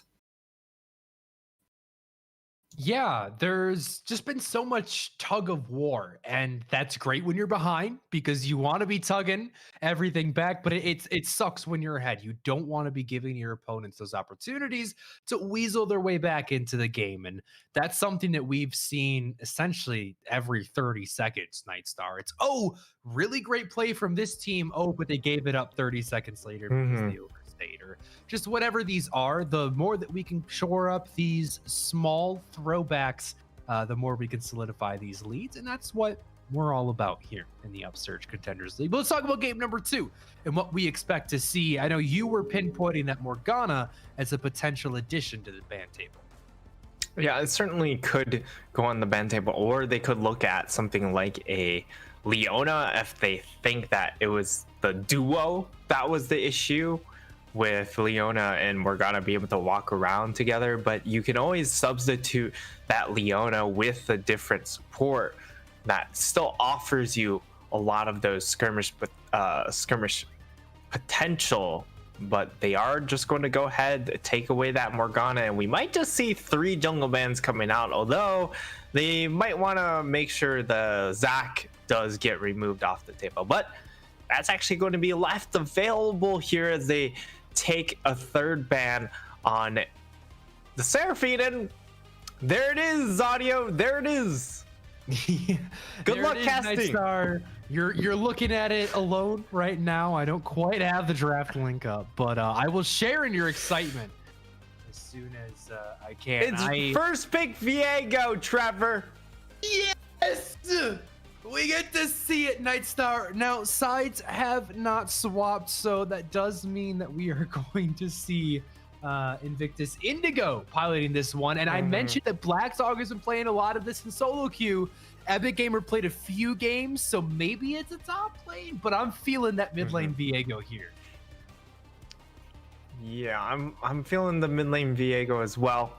As Cho'Gath Senna get locked in here. Beautiful draft. I have it now in front of me. It brings a tear to my eye. Finally, we get to see Viego played on the competitive stage. It's been so long since his release, I kind of forgot he was a champion. Forgot he existed as well. And honestly, this champion, just thinking about how he plays and the fact that on reset he can transform, good luck, Audio. If these turn into messy team fights like game number 1, so here's the thing that always trips me up when I'm playing solo queue, which is the only place that I've experienced Viego, is that in the actual champion portraits on the side of your screen, as well as the kill callouts, it not only changes, he did not only change his characters, but it changes his portrait and his name, like in the chat. So it will no longer say like Viego says this, it'll say Udyr says come to the Baron, and you're like, wait, Udyr's not on my team, why is he telling me to come to the Baron? Or you look up in the champion portraits, and all of a sudden, if you're Soraka, you have to heal the Udyr picture, not the Viego picture. So if that's the same in the spectator client, there's a good chance I'm going to be missing some callouts here. I mean, also just the fact, like, I know one of the memes is we mind controlled the other team into coming into this objective. Well, perhaps you can actually do that with Viego, you know? Udyr's telling us to just walk mid. Let's walk mid, guys. You grab the enemy jungler and you all chat, don't touch red. And you go steal it. Oh god, that's just next level 5D chess. Exactly. Let's look at the composition though. Let's look at what's around the Viego. We've given him the spotlight so far, and what's across from him too. Cho'Gath, Senna locked in here for Elventus, Indigo, and we're going up against a Thresh. The Tristana's going to be returning, this time for the side of AOE Reborn. Udyr will be making his return to the Rift, and we also get to see Echo. Echo locked in here pretty early on. Of course, we already see Viego and Cho'Gath, so perhaps they already have it figured out that, oh, these are the soul lanes, but it does look like we're going to see a reappearance of the Scion. So interesting to see and just think about who's actually going into that bot lane with the Senna. It could be the Cho'Gath or the Scion. Whichever one they do throw into the bot lane, the other one in the top side is not gonna have a good time against Camille. No, and I mean the support's not gonna have a great time either. Both Cho'Gath and Scion don't feel great into a Thresh Tristana. You're probably going to get hooked, and at least the Scion will probably be able to eat that hook, but Thresh can be so annoying to play against as a Scion. Just has so many ways to throw you out of your decimating smash animation. We'll have to see who ends up piloting what. You got to talk about the scaling though for the side of Elventus Indigo. It is something that they have definitely stacked in their favor. The infinitely scaling Cho'Gath, Senna, and Scion, and a Viego that scales as well as your enemy team does. Yeah, if you're able, it feels very similar to old Mordekaiser, where you're able to steal your opponent's soul way back when, and you just get a clone. So you would, if the enemy AD carry is just so giga fed, if you're ever able to kill the enemy AD carry as Mordekaiser, you just get that ultra fed Vayne to just turn on his own team and just annihilate them. And that could be the same issue here. If Tristana gets super far ahead and then Viego somehow manages to find the Tristana, then you're looking at a Tristana resetting all over her own team. And that's pretty terrifying to think of. But at the same time, for AOE Reborn, they've got a lot of pretty standard picks. And I look at this composition, I'm thinking a lot more of the side lanes, because you have a lot of 1v1 potential all across the board with Tristana, Echo, Camille. And on the flip side, I'm kind of digging the team fight here from Elventus. Yeah, I mean, the Viego is cool and all, and I don't quite know how he's going to match up into the Echo because I haven't seen him played at all. But when you look on the other side, AOE Reborn got a lot of what they want. Johnny Rockets is back on Camille. This is the pick that helped them get the Game 2 victory last week against Corsa Gaming. He absolutely popped off on it. Fuzzar still has one of the top tier jugglers. I think there's a lot of solid pieces. So if we don't see, a really big performance out of this Viego, the composition on the side of Elventus starts to fall apart a little bit for me. And I agree with you. The team fight looks mighty juicy for AOE. Yeah. Well, I think the team fight for Elventus is kind of frightening because of the fact that they have these big beefy tanks. Whereas AOE Reborn, again, like the 1v1 potential is really, really nuts. Even Udyr, Like, he's no slouch in the 1v1. If he's ever catches you out, he's gonna put a hurting on you. And the follow-up is also there from Tristana Echo Camille. So that'll be really fun to watch when it comes to this AOE Reborn comp. But again, this is a composition that's vastly different from their game 1 comp, and that was already a bit of a yakety sax game. So we'll see if it maintains that same sort of theme. And for Elventus, I mean, again, reminder, this is a squad that this is the first time they're running these 5 players together, at least in UCL. So the synergy might not all be there. And that could also explain why in that game number 1, it was all over the place. We'll see if that changes here in game 2. Yeah, not only is the squad not maybe worked out quite all those kinks in the synergy department, but on the flip side too, for AOE Reborn, remember Fuzzar in the early game. How do you jungle against 2 junglers? Zevel in the Leona, he might have been playing a support, but he wasn't playing the support role. He was playing to assist Goto and to make Fuzzar's life a living hell. And that can be something that throws off a lot of teams that are used to having a pretty standard, at least first clear before the Udyr can get out and start impacting the map. You need to have that routine to follow before you can filter into the rest of the game. When that routine is upset, things can get a bit wonky. Now, though, they've seen it. They have a game 2 draft where I feel like they've gotten some really strong picks they're comfortable with. Let's see if they're thrown off guard again by the very loose, very fluid play style of Elventus here. That'll be the question, as where we've got the lane setups panned out in front of us. The Senna Cho'Gath is going to be the interesting lane for me. Of course, the Viego is definitely going to turn some heads, but the next lane down would be that Senna Cho'Gath, just because of the fact that in game number 1, we saw Zevel. He was all over the map. That was his goal. This time around, he's stuck on a Cho'Gath that wants to farm up because most likely it's a fasting Senna. So not going to be roaming around a lot. This is going to be the test of, can he lane well, just standard setup. Yeah, and this Viego, Nightstar, I mean, okay, you haven't seen him either. So I guess I may just be asking somebody with as little information as mine. It's doomed. What does this champion want to do? What is the goal here? Are they trying to win lane? Are they trying to get him out of lane and skirmish it with him? Where are they looking to play around Black Dog?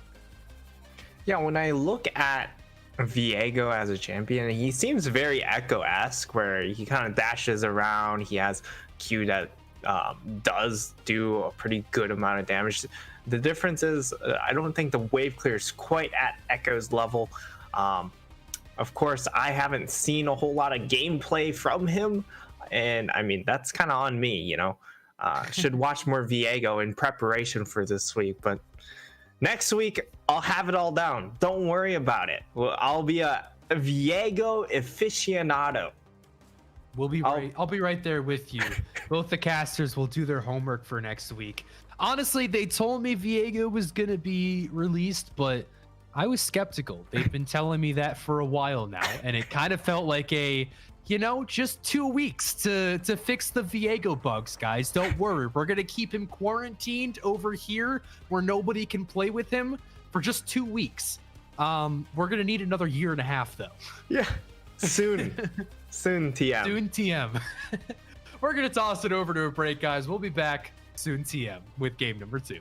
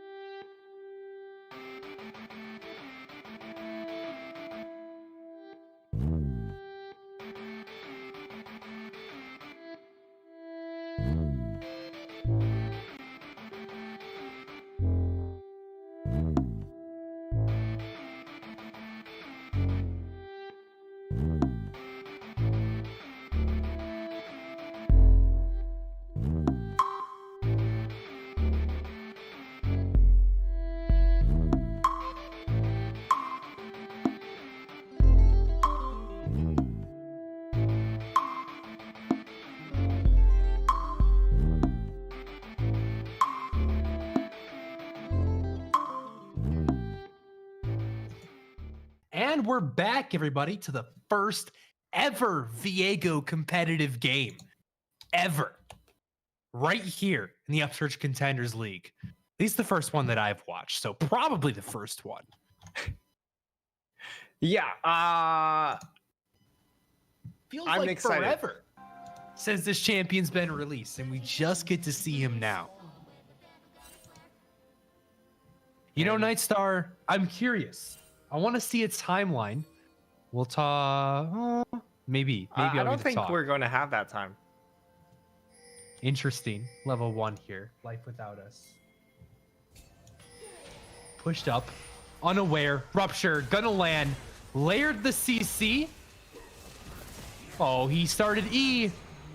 The Lantern's not enough. First Blood gonna go over to Zevil. And Black Dog, the traitorous scum. First blood going into their hands already, and what a great start here. As I mean, no. man. They get the kill onto the Cho'Gath as well, so that's going to help out this bot side. And it was definitely a bit of a blunder coming in from the Tristana. This is kind of why, you know, rule number 1 of League of Legends is that if you have a movement spell, you probably shouldn't skill up anything, just to make sure that if any level 1 shenanigans happen, you have that out. Yeah, and I don't know that Life Without Us would have gotten out even if he had taken the rocket jump. But would have certainly given him the option. In that case, you just got to be careful where you're standing. Good job by Zevil to get into that position so quickly. Now we'll be starting off this lane feeling great. Gonna land another CC train, and health bars already starting to get kind of low. Tristana burned through all her potions. Yeah, and this is one of the fun parts of this any Sentinel Level lane, 2 but advantage, though, going the way of Sunbay and Life Without Us, and that's going to mean they're going to hop in aggressively. Flash, Ignite, there's the kill for the Tristana. And they're going to clap back. Yeah, Tristana, of course, the level 2. Now she gets her rocket jump, and now she gets herself a kill, which is really, really nice. And that's one of the issues whenever you do come into Tristana. You have to somehow manage to hit level 2 first, or you just have to really, really respect that level 2. Yeah, you said you want to play level 1? Hold my drink. Just wait until I'm level 2. I'll show you. And then he did. And so important as well to make sure that that lane at least doesn't start to go into the favor of Senna. As Black Dog caught out looking to go for his scuttle. Echo. Fuzzar, you talked about the 1v1. It's in full display here. The flash forward is secure. Jungle goes down. Nice little pick off there for sure. And now Camille actually taking a whole lot of damage. That's actually a really nice trade coming in for the Lilia being able to get that chunk of damage down. We'll see if Sion's able to actually capitalize. Okay, we'll see if he gets punished for this. Johnny Rockets with that W actually really screwed up his wave. It was going to push away from him. I think Epic Gamer reset it. And so now it's going to push back out to him. So going to be thanking his lucky stars that happened. Not if he dies, though. Still has flash. Okay, just go to your tower, man. Just catch the wave in 10 seconds. It can be deceptive laning against Sion, because even though he's down to half HP, a little bit low on mana, just always remember that he gets that zombie form. He gets those extra couple of seconds at full strength to try to finish you off. Yep. Always gotta keep that in mind, especially early on where the zombie form just does so much damage. And okay, well, a quick pause here. So we're also going to be quickly back into the game. Yeah. Directed Cam, really loving this top lane matchup. Been taking a nice in-depth look at it for like the last 45 seconds. I think somebody did to me once. I don't remember who. So if by some chance you're listening, I apologize. I've forgotten, but I think it has something to do with like the amount of damage that's being done at a time. And because tanks are just always taking harass and shrugging it off because they can essentially just walk up to take CS, they're just naturally taking damage the most often. So the camera always fixates on them, especially in tank on tank matchups. Now though, Black Dog. Okay, nothing's gonna happen. Go Nightstar. I don't know. I don't know if I should be going. Am I going? To Sion. Can he get away? He has that flash that you pointed out. And he will get out safely, but at the cost of his flash. Yeah, so Epic Gamer does get punished for a little bit of overextension and just nonstop trying to trade there, and he will have to use that flash and also now the teleport to get back into lane, but it will get mashed, and Sion does have a level 6 advantage here. Yep, teleport, Flay though, gonna catch out the Senna. Ignite gonna track her. What a death sentence to bring her in. Life Without Us will happily take that kill.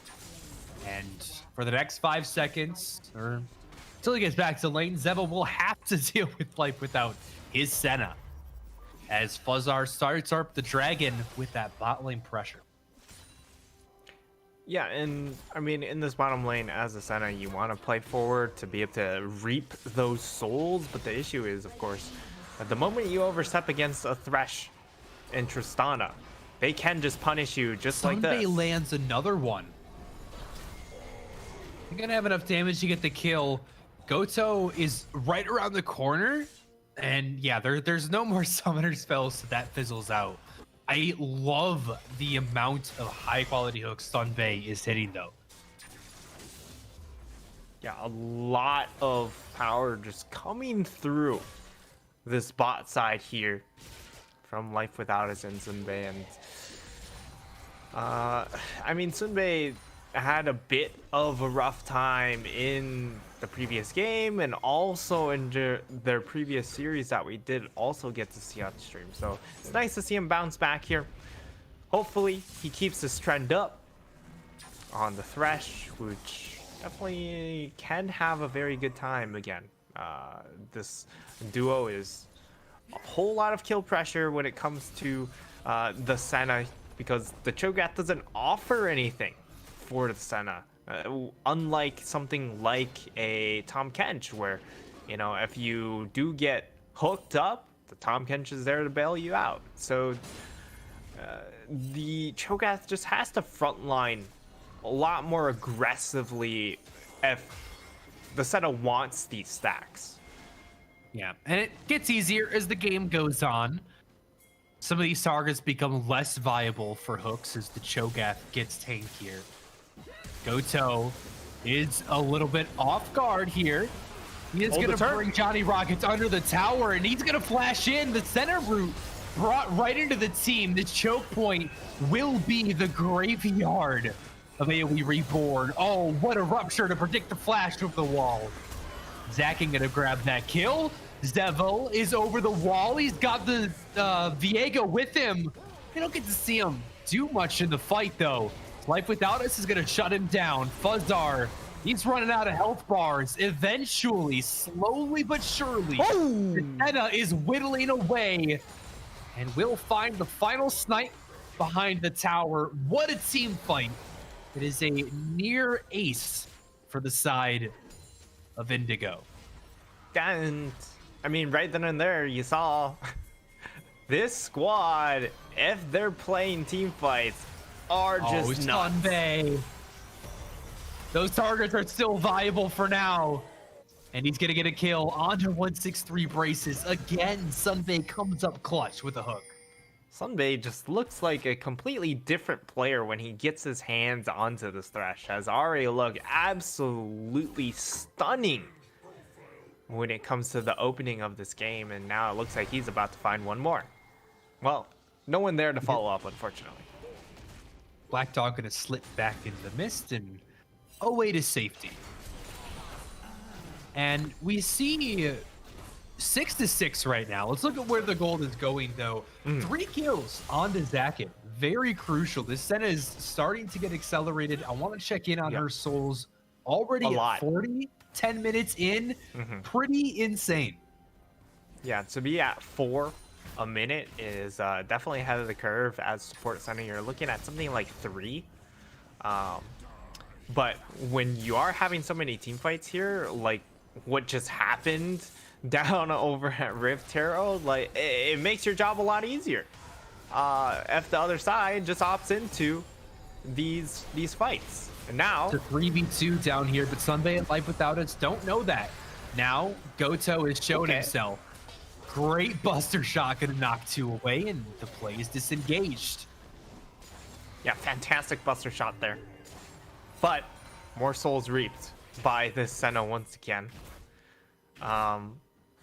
And yeah, this Senna's just not much committed for that play either. You know, they didn't use any flashes. They didn't use the Lilia ultimate.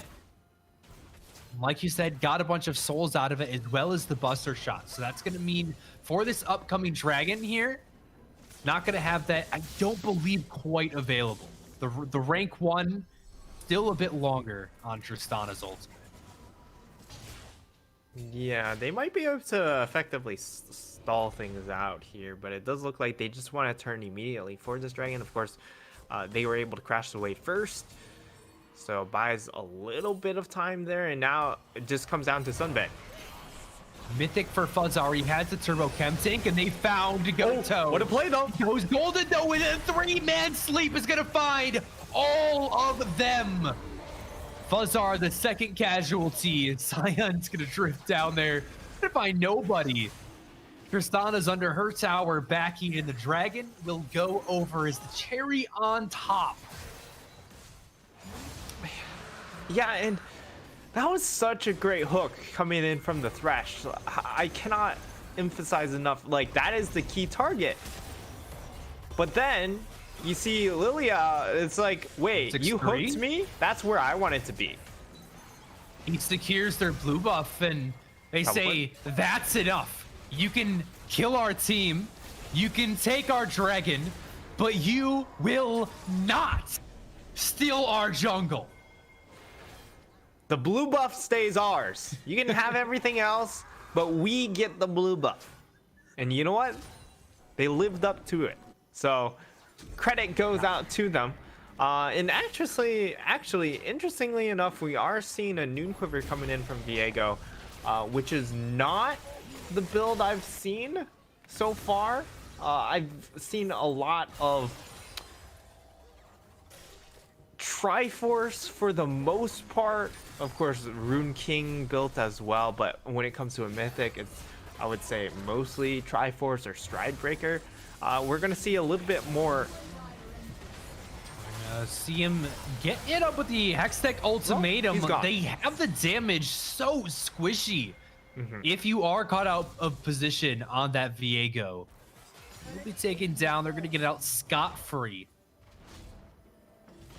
And it will be the Kraken Slayer now completed. So, I mean, Kraken Slayer is still one of the items that he can build. Just, I haven't seen it as much. And when you are going, feels like a bit of a mistake here, given how much damage is over on the flip side. I feel like you'd want something like a Triforce or something like a Stride Breaker to just provide a little bit more team fight, especially with the Stride Breaker. Now, Triforce definitely more of a side lane item, and I feel like the Kraken Slayer is as well here. Yeah, I definitely tend to agree with you.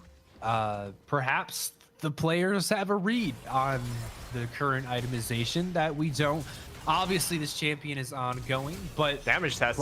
Dog doing a lot of damage. He's making a show for it right now. There's the reset, though, and yeah, now it's looking less impressive. Yeah, but you know what?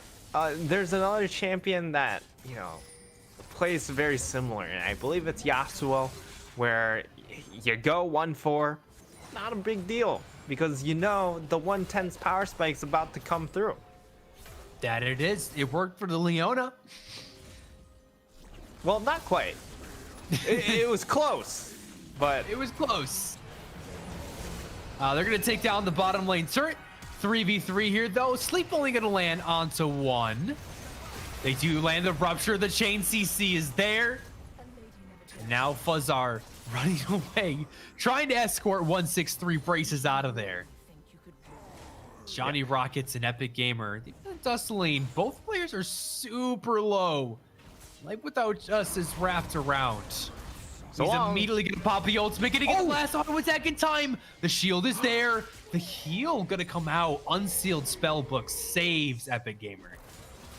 Yeah, big clutch out from Epic Gamer there, being able to maintain his life and prevent Tristana from finishing him off is definitely feels really good. Taunt. That's disrespectful.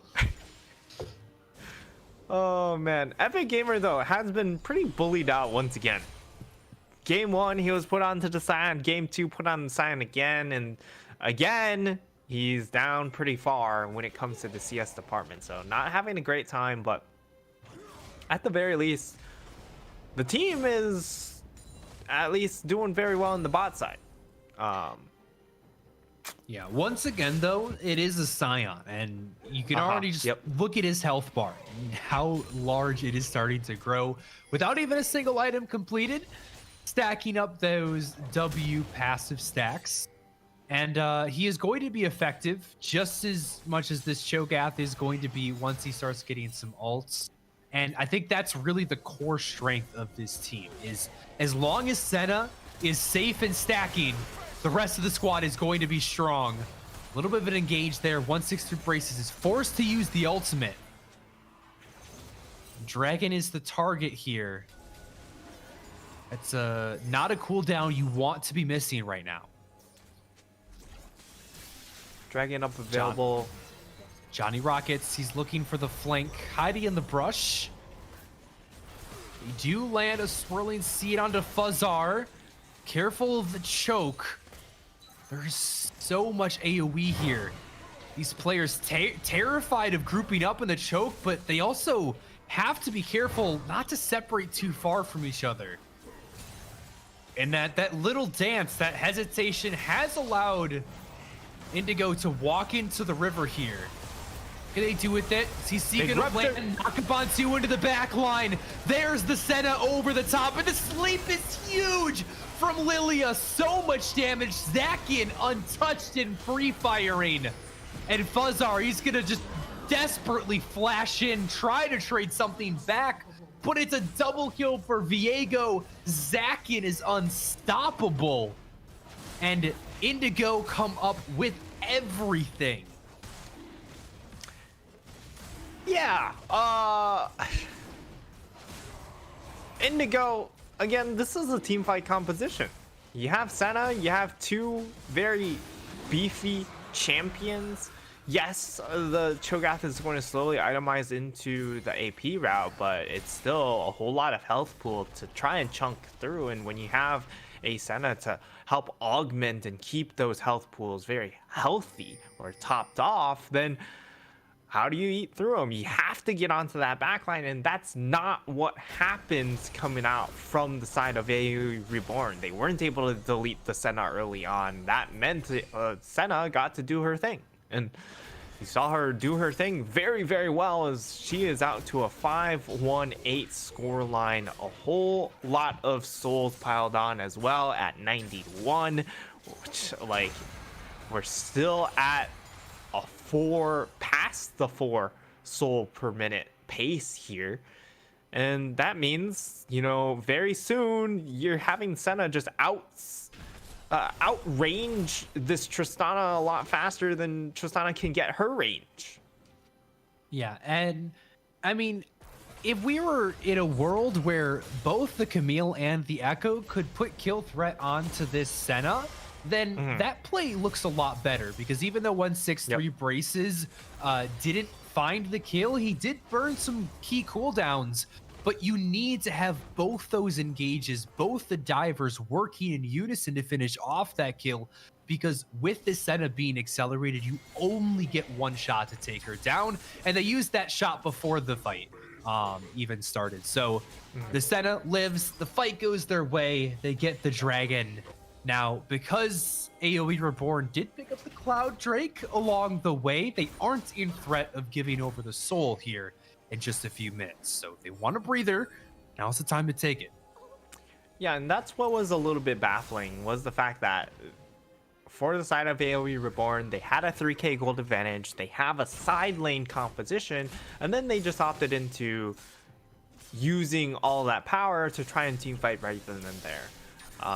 And unfortunately, it didn't go well for them, and it's a bit of a poor read as far as what their composition wants to do. And really, you already have that first dragon, there's no need to force around. But now, you know, this they realize they're playing around side lanes now. Like, could we have done that 2 minutes ago? Too little too late. We'll see what they're able to do now. Johnny Rockets does have teleport. Correctly, he's in the side lane, but they've got the jungler down there, and it looked like they were thinking of collapsing. Smartly, Johnny Rockets is going to sniff that one out. We'll back up to his tower, so the whole play will just be called off. Everybody will go back to farming, and it looks like AOE Reborn are going to get a reset in. Mythics now coming in across the board. Everybody has at least one completed. And Fuzzar already on to his Dead Man's plate as well. Going fast. Yeah, definitely going very, very fast. It's just a matter of getting to go fast enough to run around a Scion, a Lilia, and a Cho'Gath. That's the real question, because he has to be one of those champions that is also able to get onto the Senna right now. This was a summonerless Senna in that dragon fight, and yet they still weren't able to find her. So it only gets harder from here, because soon she's about to hit rapid fire, and that means the range is out of this world. Yeah, and still has that stopwatch in inventory. Doesn't really feel any need to upgrade it until she burns it. Can just leave it to the last item in inventory as long as it stays intact. So they essentially have to get to her twice now, or if you can get on top of Zakin, you have to stick on top of Zakin, and that can be a whole nother feat. We've got Lilia, Viego, Cho'Gath just disrupting you. Yep, it's part of the issue. And actually wonder if Zakin, Zakin already passed 100 at 110. This is, man, this is actually just a nightmare to play against when these souls are just non-stop pouring out, and she's able to keep getting these souls, and they're still jostling around this dragon area. But I feel like for this dragon, they almost feel compelled, because it would be that soul point for them. You know, they do land the hook onto the Cho'Gath. Zevil going to be dragged in, big damage, but he goes golden. Senna ultimate over the top. Braces is low HP in the back line, and he's stuck. One more auto attack would take him down. He's able to get out. Fuzzar, though, is going to just take his place. And now Black Dog, he's gotten to take control. Udyr is going to be playing for the other team. And only 2 members remaining. Johnny Rockets has been just regressed to farming the Gromp on the side. It will be Soul Point picked up. It's going to be Baron on top of it. Black Dog will just stay behind, and they will get everything again. Man,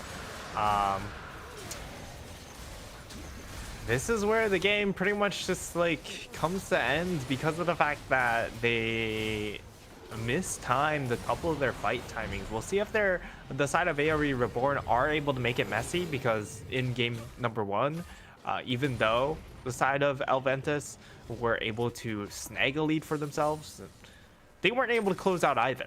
It wasn't a very clean ending or a clean snowball whatsoever, and that allowed AOE Reborn to make their way back. So we need to see more of that this time again this time around if the side of AOE Reborn want to end this series in 2 games. But as it is right now, with how much power is in this team fight composition for the side of Elventus, I think we're headed into a game 3. Yeah, quite possibly. And there's still all towers remaining. Not a single outer tower has fallen. Its mid lane should be the first, but a lot of standing gold still left to pick up. Indigo has been playing from a gold deficit up until that Baron play, where they just ticked over the gold point. You can see now only a couple hundred gold ahead. Obviously, the Dragons bring in some hidden costs, but they have an opportunity to just snowball incredibly hard here, and they're already an incredibly scary team. They are, and now you're forced to team fight. And how do you pull a rabbit out of this hat? A hook onto Scion, but that's not the target you want to bring in. They're just going to brute force down the turret. Johnny Rockets goes for the Exec Ultimatum to push a few back. The turret's going to fall. Senna still untouched, still grabbing souls, still from so far away. Oh, the hook! Zakin, he gets hooked in. The death sentence, he's going to flash away from it. He goes golden to stop the ignite, but that could be his death sentence. He's going to fall. That's so crucial. 163 braces. Meanwhile, is just playing backdoor. He takes down an inhibitor for his team. And now things are starting to look, take a turn for the worse here for Indigo. AOE Reborn, they get some crucial shutdowns, and they trade an inhibitor. Wow. He cannot miss on these hooks. Wow, he traded though. The power of Viego starting to show through as Black Dog will make it a 3 for 2. Able to find that kill at the back end with the power of the ignite there. It was really a nice trade coming in from Black Dog, but overall that trade just comes down to, well, they tried to force past the tower, and then they realized that the Echo was still pushing in that bot side. So after they took the inhib, they wanted to back off.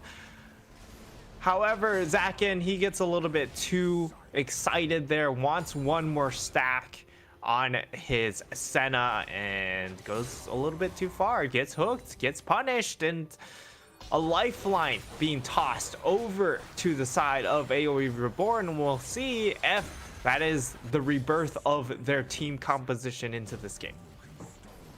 And only a second death of the game. Zakin straight up ditched that stopwatch, by the way. He said, I don't need this. I'm not dying anyway. And so he is just going to grab this serrated dirt, go into a bit more lethality. It is just the Scion, really. Thresh starting to, but not a lot of armor being stacked up thus far. Yeah, and almost 140 stacks onto the Senna. She's got already a bonus 150 range. That'll soon go to 175. And then with, of course, the rapid fire cannon, you do outrange towers with that rapid fire cannon product. So these team fights going to be very, very frustrating to play when it comes to the side of AOE Reborn. And this is also the Soul Dragon coming up in 35, and with Inferno onto this Senna, like, what do you do? You don't, Nightstar. You just don't do. You do not. Otherwise known as don't. Yeah. Fuzzar, I mean, he lost a quarter of his HP there. It's an auto attack and maybe a sneaky little Q in there. With a pit stop for that magic resist. Life without us, it just doesn't exist. Black Dog, there's that damage. He has the items now. I mean, I don't know what they are. Playing side lanes. Now he's back to Viego. Johnny Rockets. I mean, he's gonna make them pay a very pricely cost for this. The inhibitor, the second one, will fall, but it's the Infernal Dragon. That's a permanent buff. And Fuzzar, he can't go down too. He's off to the races. So fast. I love Turbo Chem Tank. I hate it, but I love it. You know what I love more than that?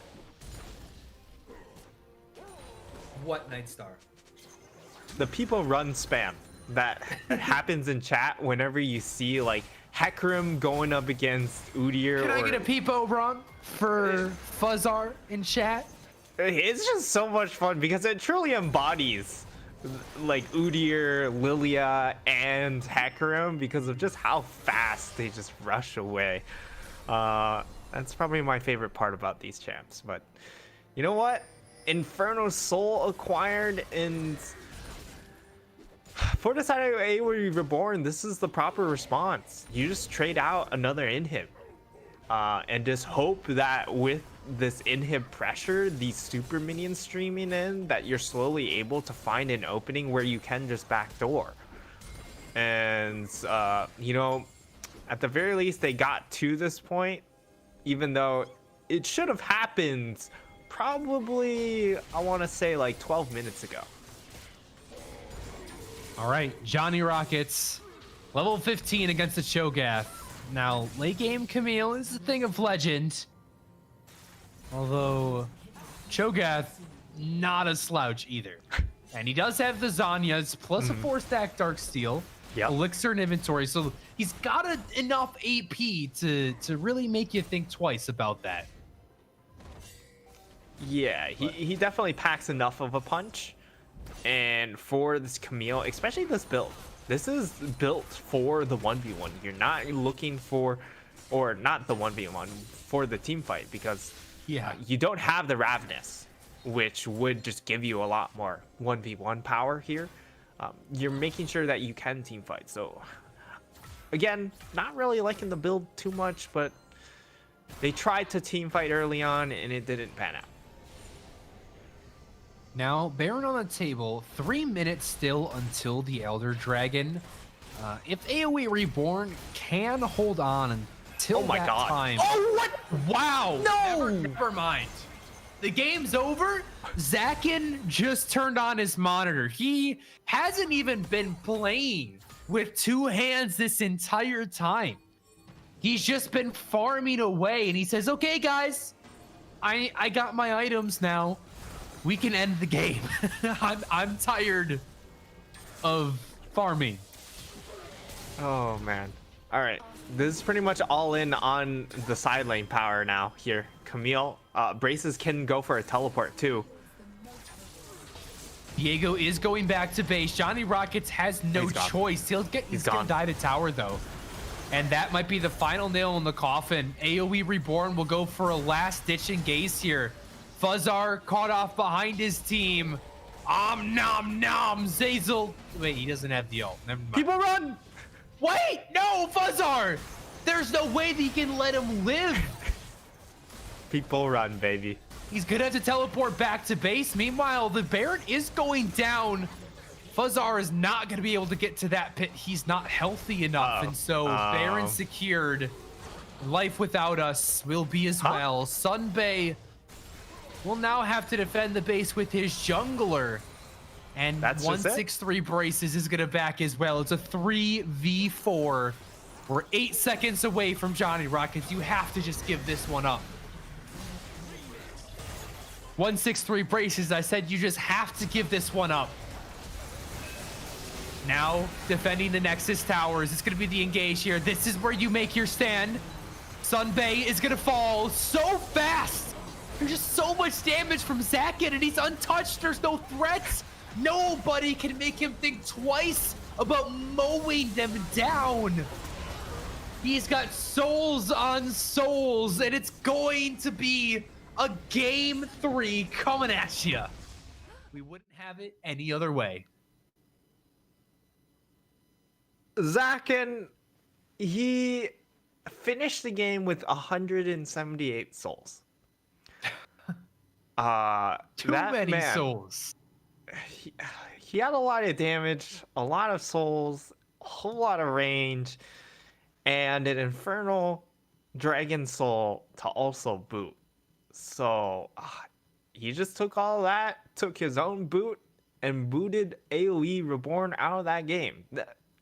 They finally got to the side lane split push tactic that I really wanted them to do, but they missed that timing window like 4 dragons ago, which made the game really hard for them. And I mean, that was just kind of it. They took that first team fight with a non-team fighting composition, got bodied, and then the team fighting composition just kept team fighting. They certainly did. And I want to highlight Goto in this game. I said in game number 1 that I wanted to see him on something a bit more standard, or at least with a bit more agency where he could impact the game more, even if his team was starting to fall behind. Lilia, certainly one of those picks. I think that although his kills, maybe his KDA wasn't as ludicrous as game 1, he certainly had a huge impact in this match. 271 farm, by the way. He actually had the most farm on his team, eclipsing, I mean it was a farmless Senna, but he still had a huge performance, and I think was crucial in actually turning that one around. He is going to be pivotal here in game number 3. If they put him onto something that is more supportive and needs a lot of team cohesion, I think there's a chance for these laners to be exploited and for AOE Reborn to get something done. But I want to see if Lilia's banned out, what else has he got in his pool? Does he have a third pick that he can go to? We'll have to find out in game number 3. Don't touch that browser. It's all coming down to this. We'll see you there.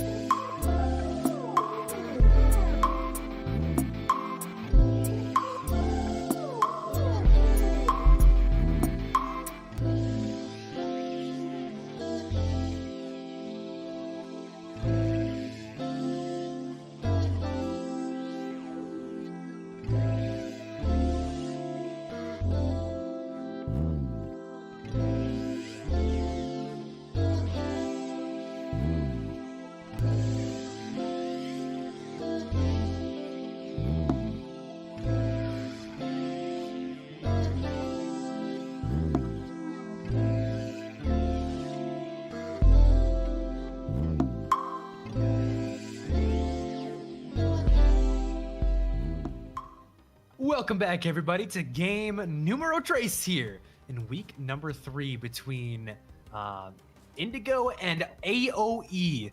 Now, Nightstar, I'm looking for words here to describe this series. Give me 3 of them. Your best 3 words.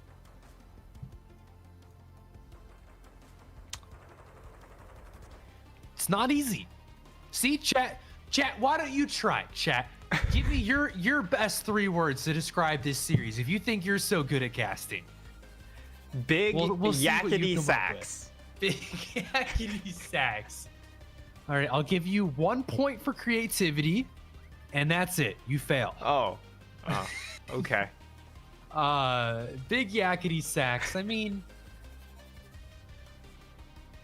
no. Well, that's the last time you'll see me here on desk, I suppose. So, last cast with audio. It's been a great time.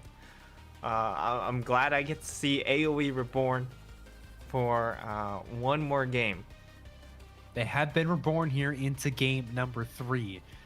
Now, game number 1, game number 2, pretty wildly different games, but I think that something that we can take from game number 2 and something we can take looking back at some of AOE Reborn's winning games is they feel like they struggle to close things out. I've seen them in a lot of situations now where they've gotten really sizable gold leads, but like you were calling for in around the 2nd to 3rd dragon, they weren't playing for the side lanes. They weren't utilizing their comp. And we keep seeing them giving their lead back over to their opponents, which, you know, it starts to make me question if some of these later game picks come out, if we're going to be able to see them go to toe-to-toe once the game gets past 40 minutes. Yeah, and I mean, right off the bat, we're going to see the Senna be that priority pick coming in. So strong. 3 games already, and all 3 games we've seen the sides stay the same. So that feels a little bit odd. So for the side of AOE Reborn, I need to see like a really big counter pick here. Darius could be that, and remember, Darius is also a flex pick at the moment because of his jungle buffs. But Urgot will be the selection instead. I do like the Urgot pick. I think he fits into the style the AOE Reborn was trying to play last game a lot better. It's something that has some priority in the side lane, can split push effectively, but also wants to be team fighting, wants to be grouping up when he has the ultimate available, which the Camille, it felt like she tried to do that, but that's not what Camille wants to do. Yeah, that is exactly what Camille doesn't want to do. She wants to be able to really put that 1v1 pressure, apply it really well, and then utilize the odd man disadvantage to then try and snowball into some of these team fights. Whereas Urgot, you know, he does plenty of AOE damage, he is going to throw out a lot of pain, and he also side lanes all right, especially when it comes to these tanks. And I think that's the big thing here, is bringing some percent health damage when they lacked that severely in the previous game. Yeah, you gotta have a way to chew through this front line, because Senna, not only is she doing massive damage to your team, but she's keeping these meatballs, you know, nice and juicy, lathered up with the gravy, really healthy in this front line. And without something to just absolutely decimate them, you have one option: kill the Senna. The Senna stays alive, nobody dies, and your whole team dies. So at least now they get an option to chew through that front line. I would still like to see some dive. They have last pick here. Volley Bear offers a little bit of backline access, but maybe if we could see something like a Camille, or I guess no, we're looking for mid lane. So what would you like to see? Do you think we could see something that could dive on top of that Senna? Yeah, the Senna seems already pretty safe here from the setup. If you're looking to perhaps throw a curveball in, I would have liked to see a mid set, because then you just take that front line and chuck them into the back line. And these are some juicy frontline targets, but I don't know if Set's the pick here because of the fact of how much AD or physical damage that they do have built into this composition already. And that would just make it really hard to take care of these tanks. But Cassio, again, is just very frontline focused here. It is just going to be a battle of who destroys the opposing frontline faster. And I think that the side of Elventus, they win out again because these frontline champions are just a lot more robust, and they have Senna. Yeah, and I think another really important factor is going to be the range. As this game extends on and on, Senna stacks up the range, Tristana gets more range, and Karthus is going to have access to that lower cooldown ultimate, essentially the orbital strike cannon it becomes. They can just chunk you out on cooldown, and it's going to become really hard for AOE here to find their engages. If you don't get that perfect engage where you're all full health and you're all in position, in 20 seconds you're going to get chunked to half HP by a Karthus, and it can be very punishing to go up against a high range composition. Yeah, and the range is a big factor because Tristana is going to slowly get more range, and obviously in that previous game we saw Senna go to town with her range. And while Ezreal has the range to match, Cassio does not. Cassio is going to really struggle.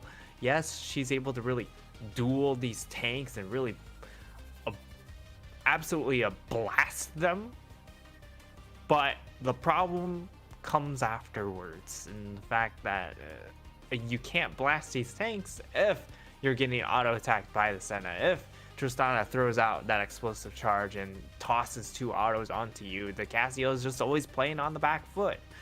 So I think for the side of AOE Reborn, it almost feels, while this is a better version of what they wanted to do in game number 2, they're going to end up falling into that same sort of play style, in that this is, again, mostly a solo lane focus. The Urgot and the Cassio will win out on side lanes, but when it comes to the 5v5, they're going to fall short. And it kind of speaks to how this series has been going and the way that this team gets their wins. Johnny Rockets and 163 Braces have come out with some stellarly, just single-handedly pulling plays out of the gutter, some star plays. And it feels like the team at this stage is almost relying on them. So I'm looking at least mostly to Johnny Rockets, because I feel like he has had the most consistency throughout this series to really try to make something happen on this Scion. Scion can be a tough nut to crack. Epic Gamer actually in the pregame chat typed out, please ban Scion so that I can wake up. Just showing how brain dead this champion is, but it's so effective, because if you don't absolutely smash it, it's effective no matter what. So maybe Johnny Rockets can smash it hard enough, but otherwise I think you're right. This falls into a lot of the similar traps to game number 2. So we're going to be looking at a lot of the same places and, trying to see if AOE Reborn can fix their mistakes. Can you commit to the side lane around the 2nd and 3rd dragon, at least when appropriate? We'll see if Johnny Rockets is in a place where he wants the side lane or he wants a team fight. Yeah, and honestly, when I saw the Thresh open up, I was actually expecting the Philios pick to come through instead of that Ezreal, because I think that would be great. Yeah, you get that a lot more frontline damage, and it works a little bit better with the Cassio, because you're just trying to nuke down those frontline targets. We're not going to get it here. But at the very least, I think Cassio has a relatively nice time into the Tristana, and we also have seen Black Dog play overly aggressive, like in game 1 on that Lucian. He was up forward, a lot in the lane. So if Tristana does that same thing, well, the jump on Tristana is a lot longer cooldown than the dash from the Lucian, and that could be the way in for the side of AOE Reborn in this game. Yeah, I also have loved to watch the progression of Goto over this series, and looking at his champion pool, he went from a very supportive jungler in the Morgana, which had a good clear, but was pretty team oriented. And he was like, okay, maybe I'll play something like Lilia. You know, I'm still setting up good engages, but I have some more damage. And he's like, nah, okay, this is all my game. I'm going to just farm for 40 minutes because they're not going to end that fast anyway. And I'll see you guys later. So we'll have to see how this final game is going to shape out. Game number 3, will it be AOE Reborn finding a win after a bit of a loss streak in the last few weeks? Or is it going to be the emergency jungler coming in, Goto, clutching it out here for Indigo? We'll have to see after this short break. We'll see you there.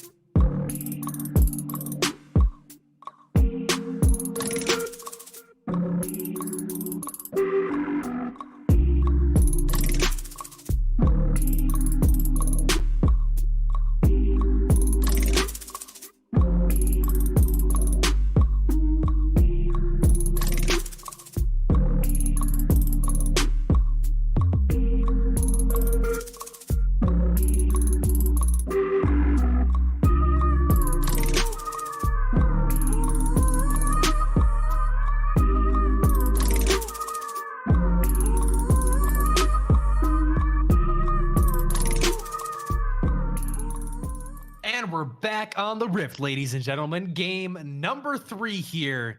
It all comes down to this for all the marbles. Oh, and you know I love to see a 5-stack rolling out of the base. Squad rolling out. Nobody's Squad W down here. quite yet. Now, Life Without Us, crucially, the southernmost part of the 5-stack along the line of scrimmage was late, but they don't walk forward, so nothing's gonna happen. This is a defensive 5-stack, the boring kind of 5-stack. It's not the Chad 5-stack where you walk forward and try to kill your opponents. I mean, they probably wanted to change things up after game number 2, where they were able to find that first pick. But to be fair, they could have just changed what angle they came in at. Although Cho'Gath, I think, spotted out the Ezreal in that little exchange there. Now, Nightstar, we saw a, I won't say revolutionary, because it wasn't the first time that it had happened, but we saw a certain play become very popular in the LCS over the finals weekend with the Leon involved in a counter jungling effort. And I'm looking at this game, and obviously it didn't happen, but do you think that this is a situation where you could pull off a 3-quadrant level 1 start with a Scion? I think if it's a different jungler, you'd be able to. But with the Karthus, of course, you are a little bit susceptible to just aggression to match you. And the Volibear is going to do a little bit better as far as being able to throw out CC. He's going to have a little bit more utility when it comes to that fight. And if anyone comes in, Cassio super strong at level 1. So maybe not in this game in particular, but when you do have a lane like Senna Cho'Gath, who is perfectly fine and just farming things out as much as possible and not necessarily go for the full-on tower push, I think it's a really, really nice strat to keep in your back pocket. It's always nice to think about how you can adapt those kinds of plays to your own games. Oh, Johnny Rockets forcing the flash out there. But wait. 163 braces as well, going toe-to-toe with Black Dog, throws out the exhaust. It's exhaust for Ignite, and Epic Gamer burns his top in the flash, and burns his flash in the top side. Man, that was a mix-up. The death sentence under the tower. Zevil drew aggro, and the Ignite takes him down. First blood for Sunbay. An AOE Reborner on the board. You know, this game number 3 started out in the same fashion as that game number 2, and now it's a fantastic hook coming in from Sunbay. But this time around, they might get... They almost got the turn onto him. They almost got revenge, but that's not to be.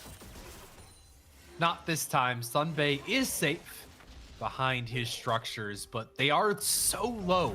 Life Without Us hasn't been able to get the back off this no flash Scion.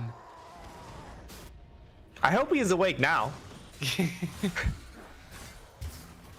Wait, you feeling it now? Zevil again! He gets hooked under tower, takes a shot. Nightstar, this is non-stop action, I swear. I'm just trying to give you time to, like, make any sort of analytical play, but it's back-to-back-to-back bloodshed. But the recipients of it all are AOE Reborn. It's 3 kills on the board. 1 to their mid, 1 to their top, 1 to their support, which doesn't feel great. Hey, Slumbay deserves it. And oh my god. Oh my god. To the Senna too, which doesn't feel great. Zakin almost feels like just a continuation of last game at this point. Oh, he's almost at 20 stacks already. He's actually he's got his first tick at 5 minutes. Like, whoo, he is. Oh, this already feels bad. This already feels bad, audio. I don't know what to say except I feel bad. And so now they're looking for some sort of play they can make. They found Fuzzar. The kill goes over to Black Dog, but they're on the wrong side of the jungle now. And the Cassiopeia gonna chase him down, flash forward to cut them off from this the is Black beautiful. Stone. And it's a double kill. The Cassiopeia traded back over, but it's worth it. Yeah, 1v2 and you find the double. Of course, that is definitely worth it here for 163 Braces. And he has been the member that's really stood tall when it comes to this match. In this series, he's been very solid in lane, has been able to find large CS advantages as the game progresses, and they need him to be the one that really carries them through when it comes to this mid game. And you know what, when it comes to this mid game, if they have that 3,000 gold lead that they did in game number 2, this is a comp with how far ahead the Cassio is that can indeed team fight around that third dragon. Yeah, this Scion is most likely going to be building armor early on to deal with the Urgot. Same can go for the Cho'Gath. I mean, he's stacking health right now. So this Cassiopeia being ahead is the prime target to mix up your damage profile and get some extra juicy damage down. We'll see what they're able to make use of it here coming into the mid game, because these objectives are still the focus. Fuzzar already starting up this dragon, but it is Gato trying to contest it. He smites early for HP, but now he has no way to finish this off. Fuzzar is going to take it down, but he's going to trade his life for it. The jungler for the dragon. Senna picks up some extra souls. Wait a second. Oh, no. No, it was the jungler for the dragon, not life without us. That wasn't part of the deal, and all of a sudden, you didn't read the fine print, and and Indigo are gonna take you to court. Gonna take everything. Yeah, and I mean, Indigo, they win that, even though yes, you had to trade your jungler for the dragon. As what a play! What a hook into the miasma. The bird is gonna be enough. The final auto attack. He even flashes over the wall to finish it off. Sunbait does it all. He'll engage, he'll do the damage, and he'll finish the kill. Johnny Rockets, beautiful Requiem. Woo. Perfect. They even get that last little bit of damage coming in from the side just to make sure that kill does go through. And I love the fact that he does just back off and saying, hey, I don't need to overchase this because I do have that Karthus, and that flash forward is just enough to make sure that damage is enough. So still fantastic play, fantastic response coming in from the side of everything. Nightstar. These teams are just so even right now. Every time we see a kill go over, right back on the other side of the map, something else happens. It's the 3-1 Cassiopeia, but it's the 2-0 Senna. Yep. And it's the Rift Herald going down, but it's the dragon traded over. Back and forth, tit for tat. I would not have it any other way. This is the UCL that I signed up for. It definitely has lived up to the excitement, even with such a fast turnaround from our last season. We're just back in it, and I mean, this is what we live for. This is what we cast. This is why we cast, you know? For games just like this, you know, love to see these games at the top level of play, but it's a lot less common. It's nice to watch teams that don't play perfectly. You know, I see plays that I'm like, hey, I could do that in solo queue someday, realistically. I watch Cloud9 and I'm like, oh, that's cool. I'll never get to try that. Yeah. And I mean, right now, this Karthus is definitely very far ahead of the Volibear, but the Volibear, you know, he's still going to be able to really do a lot of damage when it comes to the 1v1. So while this Karthus is ahead, he has to still be a little bit careful that he doesn't just run into the Volibear jungle by himself. Sunbay here, wrapped around. Good angle. Volibear is coming. Beautiful he finds hook. Senna.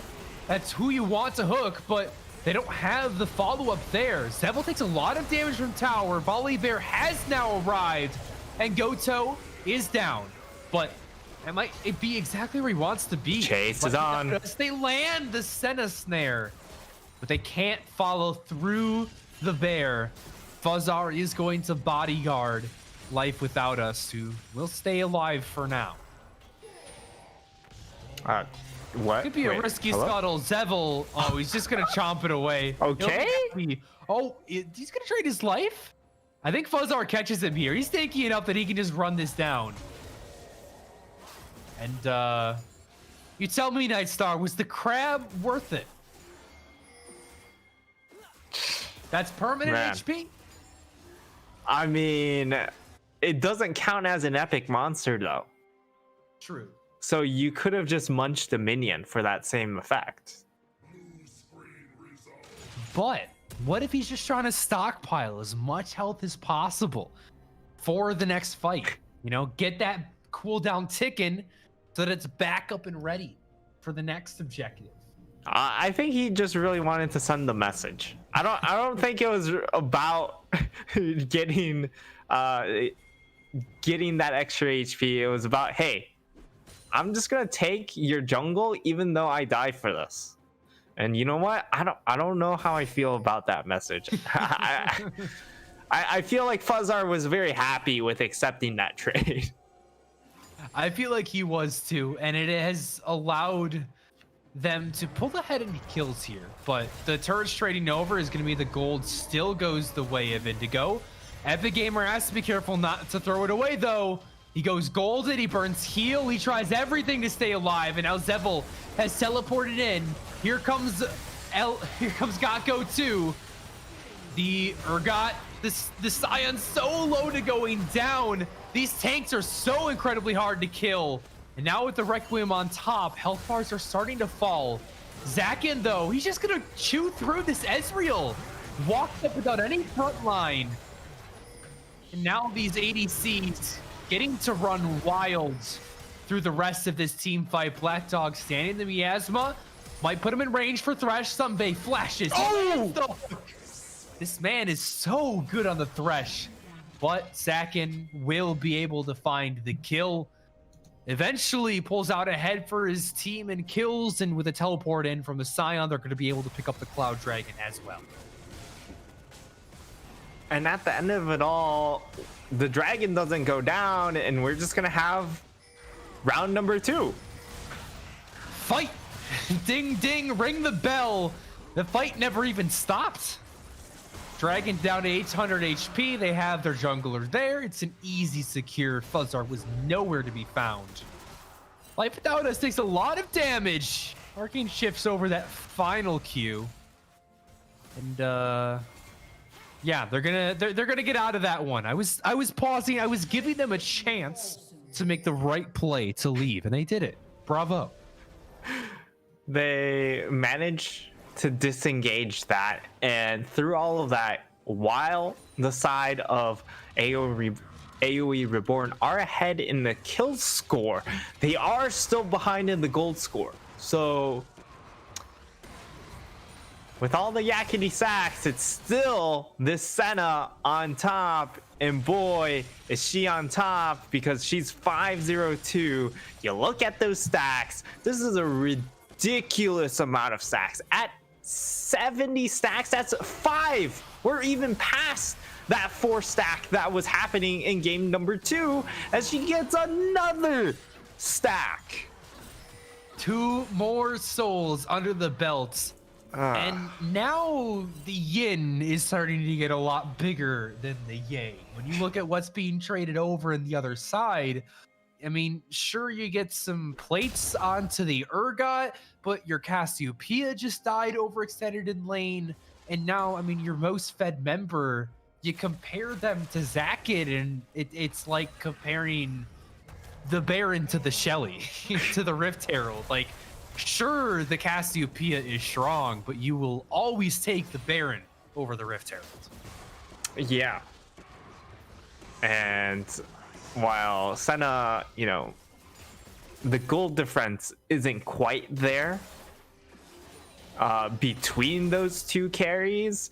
The fact that, of course, you're not farming on Senna to be just even marginally ahead, that's definitely a big deal. And of course, you're getting more and more stats from your souls as well.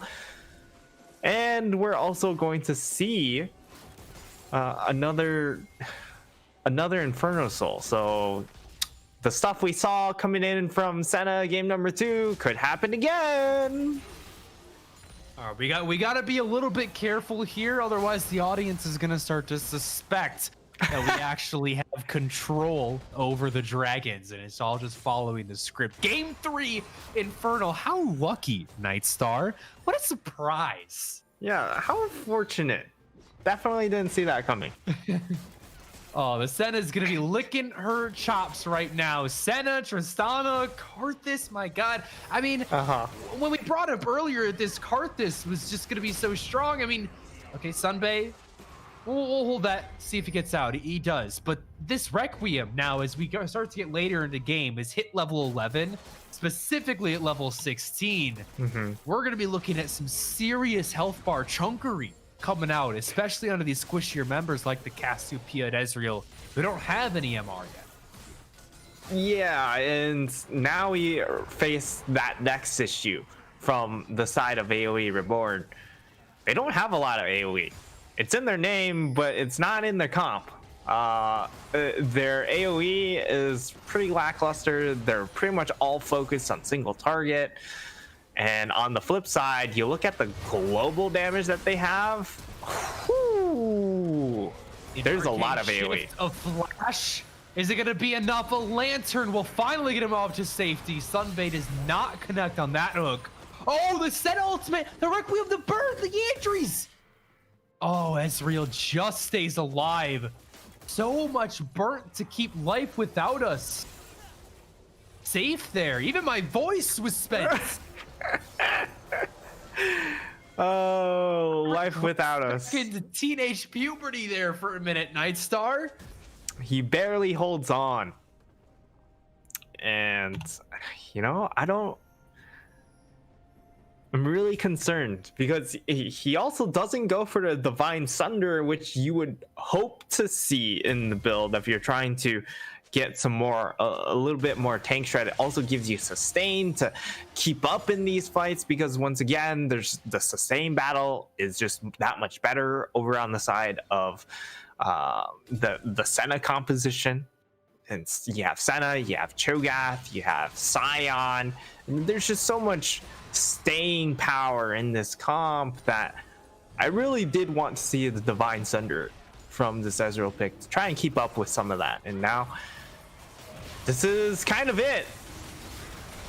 Dragon is being burned down incredibly fast. The jungler not able to get there, but can they survive the fight afterwards? Fuzzar engages.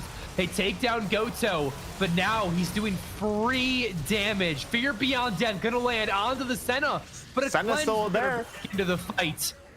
Ezreal, he lands a bit of chip damage, but it ends up being a 1-for-3 AOE Reborn. They get a dragon. They win a fight.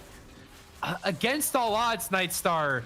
Like, this doesn't make sense to me. It's whatever team is down in gold just wins.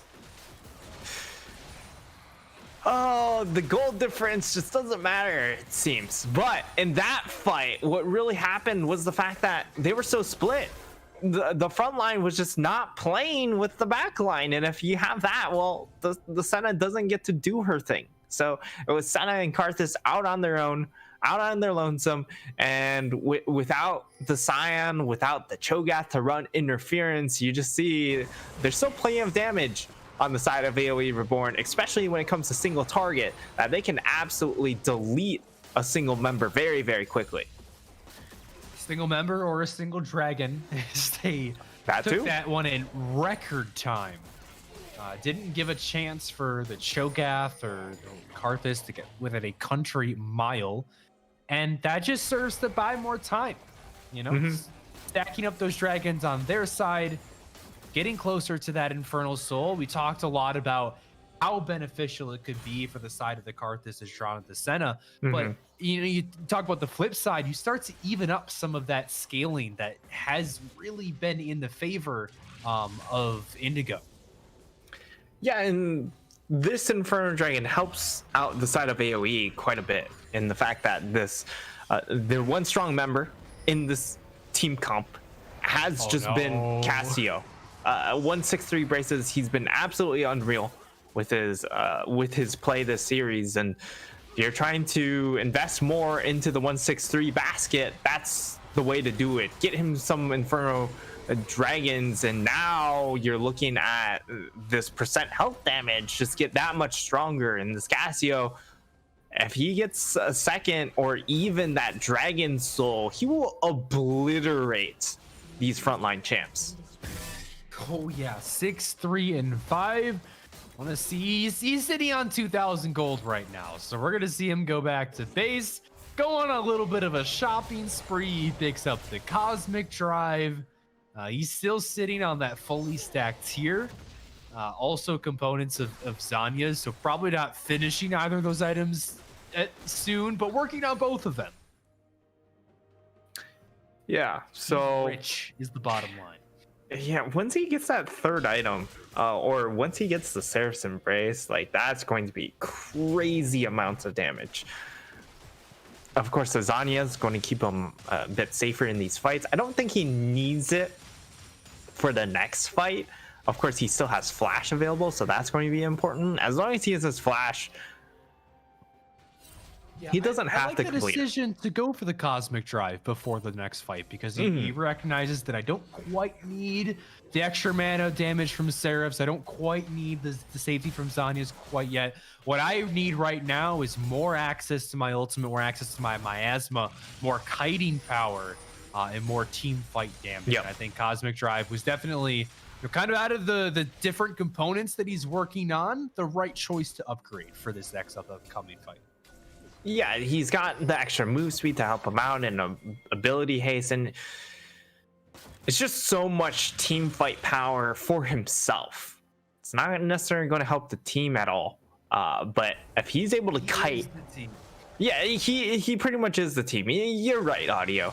As long as he's able to kite these fights out, that gives them a chance. So when it comes to this next fight, I think it's very easy for us to try and focus as viewers on like, all right, well, is Cassio alive? If so, is she able to free hit? If so, then the fight's looking great for AOE Reborn. If not, then, you know, the Senna pick might just run away with it. Although a pick here. Great, that 10-10's gonna land onto the jungler and falling way before the Drake. Good dodge onto Sunbay. He gets a big chunk of damage. He's gonna hold on to that Requiem though. That's free Smartly. dragon. Yeah, that is gonna mean the dragon goes down. Oh, they're just gonna trade it for the Baron though, Nightstar. The Cho'Gath Smite is on Baron. Max pings onto the Baron. Wait, it's down to 5k HP. He doesn't know where they are. And he's taking way too long to find out. It's Baron Nashor picked up 23 minutes in, and AOE Reborn realized too late. Oh no. Try to engage for the fight, try to find some kills in return, but all the members get out squeaky clean. Cho'Gath has to burn the TP, but 5-4 alive with Baron. Goto respond a little late for that one. Yeah, and the issue is, instead of going straight to Dragon, they peel up for Baron, and then they peel towards the mid lane. And now, Goto, he's respawned. So, the side of, I mean, they can still contest this. All right, well, I mean, it looks like... get it anyway. Yeah. This is one of those positions where, like, they make a huge mistake, but it's not going to get punished, so... Yeah, that definitely could have been a lot worse than it ended up playing out there. And thankfully for AOE Reborn, they were able to snag that dragon without any issue, which does mean that they do have soul points. So that's really nice. However, now they have to survive the onslaught of the Bear. The Requiem on top of the Senna ultimate is enough to take him down. This is the range that we're talking about. yeah, still the heal. I mean, potentially still goes down anyway because of all the extra burns coming through. But he's just so far away. Like that was off his screen that he died to. He got auto attacked once or twice from Senna, and then they layered the globals on from so far away. And Zakin, he is out to a lot of stacks. He's got 125 already. He's racking in 5 a pop here, 5 a minute. That is an unreal stacking rate. He is so strong. He's got so much range. And I mean, it just boils down to Cassio versus Senna. Who wins? And the longer the game goes on, in my mind, the more that favors the Senna, because you're just going to start to get some ridiculous range that Cassiopeia can't deal with. Like, how are you supposed to throw the miasma on this Senna when her auto attack range is double your miasma range? Yeah, that's a that's a problem. And it's a big problem. Oh, what? That 5 souls dropped from Raptors. Wait a second. We're getting a little bit too greedy here. Don't show the script. Do not pay attention to all the souls dropping. It's a natural drop rate. Natural drop rate. Yep, that's what Riot said. Don't worry about it. But now our next objective is just going to be this Soul Dragon in 2.5 minutes. For the side of AOE Reborn, that's pretty much it. You have to secure this soul if you want a way back into this game, because slowly but surely you're getting choked out of the game. Yeah, it's now a 4,000 gold advantage for the side of Oh okay. no. Urgot Johnny in trouble? Rockets is caught out just beforehand. He finds the slow, Okay. he's gonna be able to flash to safety. So that's all right. The only Okay. thing I worry about for this team, even if you get the Infernal Soul, is they don't really have a lot of backline potential. Look at that damage! He trades it back though! It's gonna be a 1-for-1 ADC traded. Teleports coming through. Nightstar, these teams are so evenly matched. Even their team fights look exactly the same. ADCs trade, top laners both TP in. And both mid laners are farming opposite side waves. It's a perfect mirror. Exactly. But more importantly, that's a shutdown onto that Senna pick. That's a lot of money going into their back pockets. Unfortunately, I also have to point out that it went on to Sunbay. Unfortunately, Sunbay 5-2 and 6. This man deserves that gold. Have you seen the hooks he's landing? Yeah, but you know, maybe he needs to run like ADC Thresh because More health means more survivability to throw more hooks and secure more wins, Nightstar. It's an investment into the dead man's plate. Trust he in himself needs to just go full carry, because he also has infinite scaling on his souls. You know, just have a soul fight. That's true. I mean, with that mindset, at some point, he is going to do enough damage to one-shot you, even if he builds full tank. Yeah. But he'd be able to do it faster if he built damage. Come on. You got me there, Nightstar. Can't argue with that logic. But the issue that I was going to speak on earlier is that there's no backlight access here for the side of AOE Reborn. So even if they get the soul here, even if they catch up in items, they still have to fight front to back into the Senna. And that is so hard. This Ezreal is just gone.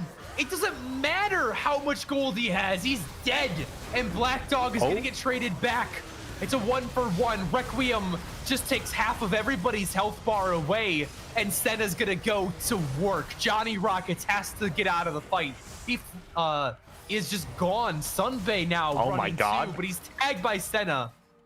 He flashes over the wall, and everybody has been forced out of the jungle. The dragon will go over to Indigo here. Only their second, but it's going to deny a soul. It's going to give more stacks over to that Senna. Oh man, this Senna is unreal. But in that fight, Cassio was still able to do a lot of work, able to get a lot of damage down. Unfortunately, not enough to win the team fight. They're looking for a pick, but they can't find it. I mean, I respect the play, AOE Reborn. They seem like they're out of options, and the gold is... Man, look at Zach, and he's a machine gun right now. Oh, this Senna. This is why I'm a Senna one trick. Even though I don't own the champion, I just insta-lock her in Clash, and, you know, it's just too easy. It's just too easy, folks. Nightstar, don't be giving away all your Clash secrets. People are going to start just banning away Senna. Yeah. See, when they banned Senna against me in Clash, all I have to say is like, come on, man. I don't even know in this champion. How am I supposed to know how to play this? Does it show up on your most played is my question. It does show in the Clash history that I just... The Clash, he always plays Senna. I'm just winning with Senna, so just like... If it ain't broke, don't fix it. Just leave it open. Zach, and sharing your experiences here, he's just winning. Yeah, it's just Clash. That's what Zakin's playing here. And he's got the Edge of Night now, so another layer of safety. Has that spell shield to block something like that death sentence coming in, which, you know, you've now lost one of your only tools to actually find that Senna. If you couldn't go front to back, you were relying on Sunbay landing a god hook. Now you have to pop that Edge of Night first, and let's see, 163 exhausted in a 1v2. He's looking for Black Dog. He Wait. trade 1v1. Zanya buys a little bit of time, but there's way too much damage layered on top. Sion, he gets away with the ultimate. They can't get in front of him, so he'll run away. And then as you say that, I all of a sudden look at this Ezreal health bar, and he's actually at 40% when he walks onto the screen from that Karthus ult. But now Karthus in trouble. Yeah, he's gonna go down, but arguably that's where he's strongest. I mean, doesn't have the Requiem, so not as effective. But look at the Sony. He's just completely cut off Johnny and Life Without Us from the rest of this fight. Now it's complete mid-prio for the rest of Indigo. Jeez. And Life Without Us, he arcane shifts over the wall just to try to get back to safety. He honestly could have lost his life right there. Definitely could have. And now just watching Senna just pump out laser after laser. Jesus. Why can't we have Viego, but we can have Senna? Is my question. Like, I understand one is just bug riddled, but the other is just obviously broken. That is so true, because this is a support that builds AD carry. Like, there's no support in the game that just builds straight AD carry. There isn't, except for Senna. And Senna proving that, like, you just break the game this way without actually breaking the game to the point where Riot say no. I see your Senna and I raise you ADC Soraka. Order of a banana. Not quite. A little bit more comical if you are able to find kills, though. Crit bananas are fantastic. Seen a on-hit bard float around in some dark times. Oh, and that leads me to crit animations. Nico. She's played support and she can go on it. She could. But now, this might be the game-ending fight here, or the game-deciding fight. Hook's not gonna land. Keep your eyes on Zakin. And 163 bracers as well for the side of AOE Reborn. He is alongside Johnny Rockets. The hope here. They found the choke point, but it's such a tanky Sion. He charges the decimating smash. They barely cut through half his health bar. Here comes the Requiem. Oh my god, so much damage. Do damage. Fuzzar might just burn to death here. No, he's not, but he is certainly out of the fight. And we've barely scratched the tanks. Oh my god. Senna's gonna heal them all right back up to full. Look at the healing coming through from Zakin. And it's a war of attrition, and it's one Indigo are winning handedly. They're gonna get another dragon, put themselves on soul point now. And now we are dead even in dragons. That win condition, even if the side of AOE Reborn are able to snag that soul, I don't know if it's enough. You're already able to match most of the stats you're getting from this Inferno Soul, that maybe it just doesn't matter. Zakin, like, this game has been all about the Senna pick, and he's about to hit 200 stacks. Oh man, the jukes from Goto. He's running circles around Sunbay there. Gets out from a sticky situation. Yeah, Zakin, he's playing Farming Simulator here, Summoner's Rift Edition. He's just, I've never seen a Senna with just this efficient farming, or at least a Senna that's been allowed to get this many souls this quickly. And it's honestly disgusting, the damage he is pumping out. He doesn't even feel like he's really trying that hard. Because anytime somebody walks onto his screen, he's like, okay, I guess I'll kill them.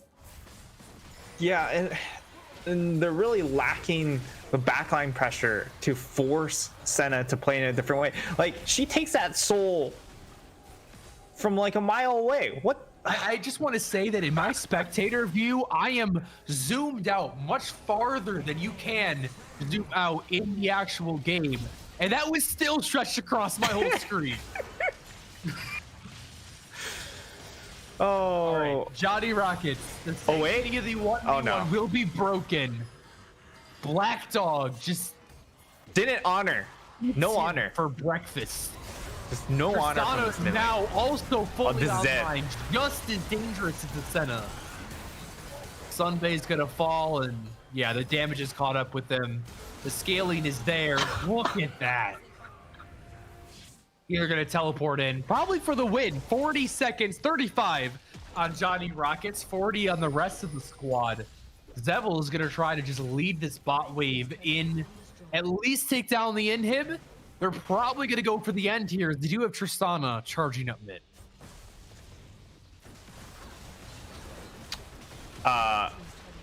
Yeah, Senna auto outside of turret range now.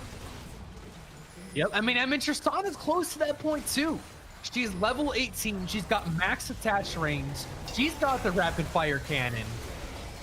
How are you supposed to play the game, Mike Star? It's a game 3 taken in one of, I think, the most disgusting shows of marksman superiority I've ever seen. ADC is just objectively the best role. Well, support is broken. Support, because this is support Senna. Remember, she's building ADC items though, doing ADC damage. This is why support is busted. Look at those numbers and tell me that wasn't an attack damage carry if I've ever seen one. That's when you just say, look at how busted support is. Please nerf the role. Okay, but the Senate, let's talk about the fact that the Senate did 6,000 damage less than the Karthus in that game. Oh, and also just far and ahead of this Tristana, who wasn't that much of a slouch herself. Yeah, I mean, she had the most gold by far, 17,000. The next closest was the Cass at 15,000. So Black Dog was just a sponge, soaking up turrets, soaking up gold. And like, I don't want to blame him for not having low damage numbers. It's fine for him to just be a turret destroying machine. My God, it just felt like a slow, inevitable crawl to victory here for Indigo. There was a couple of moments where we felt like maybe AOE Reborn were gaining some traction, where Braces was starting to get ahead of the curve, but Zakin specifically never felt threatened. Goto never really felt threatened in the fact where every time that he went down, he was in a good position where he was still impacting the team fights. There was only Mhm. one death where I was like, oh, he got caught out, and now they are actually without a jungler. Yeah, that was also the big catch for AOE Reborn for them to get back into the game, because I believe that catch led into them being able to secure that third dragon. However, I mean, Elventus, they had all the answers. They saw their jungler go down, said, "Oh well, we have a second jungler, and his name is Cho'Gath Feast." So they went straight to Baron, got that, maintained their gold advantage, and really utilized that gold advantage and constantly farming with this Karthus in the jungle, and just having the Senna trail behind the Karthus nonstop, just collect souls nonstop, and you just saw it all paid off. Well, I gotta say, I do hope that this particular roster stays together throughout the rest of this season, because it's been a blast watching Goto and Zevil roam Mhm. around the map together. This double jungle duo where they're running these non-traditional bruisers alongside the Senate. It's not the TK, it's not the set that you see. We're seeing Cho'Gath come out as that pairing now. So really fun drafts to watch. I think really smart adaptations and understanding of their Mhm. compositions and their strengths. So, congratulations on the 2-1 victory. They will walk away with another win. And hey, we're 3 weeks in. It's only a 5-week long regular season, and then we're into playoffs. So, we're already in that second half. Every win counts. You only got 2 matches left.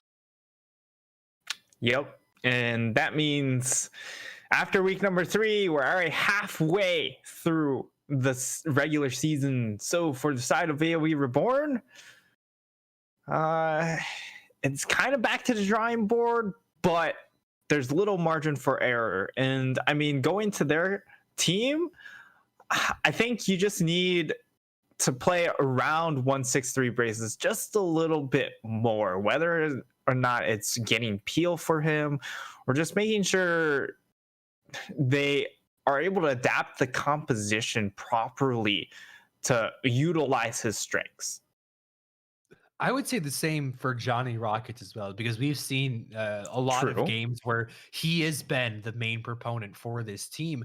And for AOE Reborn, they're a team that I really want to succeed, because it feels like the last couple of weeks that we've got to watch them, all of their games have been so close. And we see them Hmm. in these situations where they're consistently getting 6 to 10,000 gold ahead, and it looks fantastic.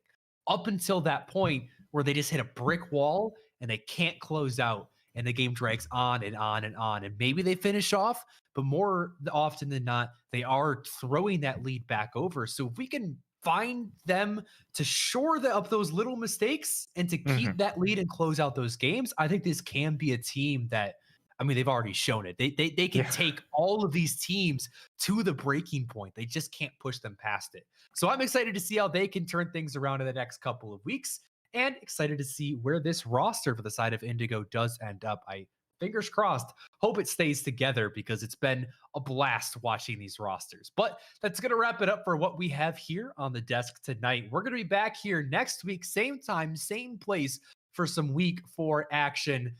Maybe we'll see some AOE again, but maybe we'll have some new teams, huh? Give somebody else some spotlight time. Any last thoughts, Night Star, before we toss this one away? Tonight's series was definitely one to watch, maybe not one to rewatch, perhaps, if you're looking at perhaps strategical play, but this was so much action and so much fun that I'm very, very happy we got to see 2 weeks in a row of AOE Reborn. Same here, Night Star. But that's going to be it for us tonight, guys. Stay healthy. We'll see you next week.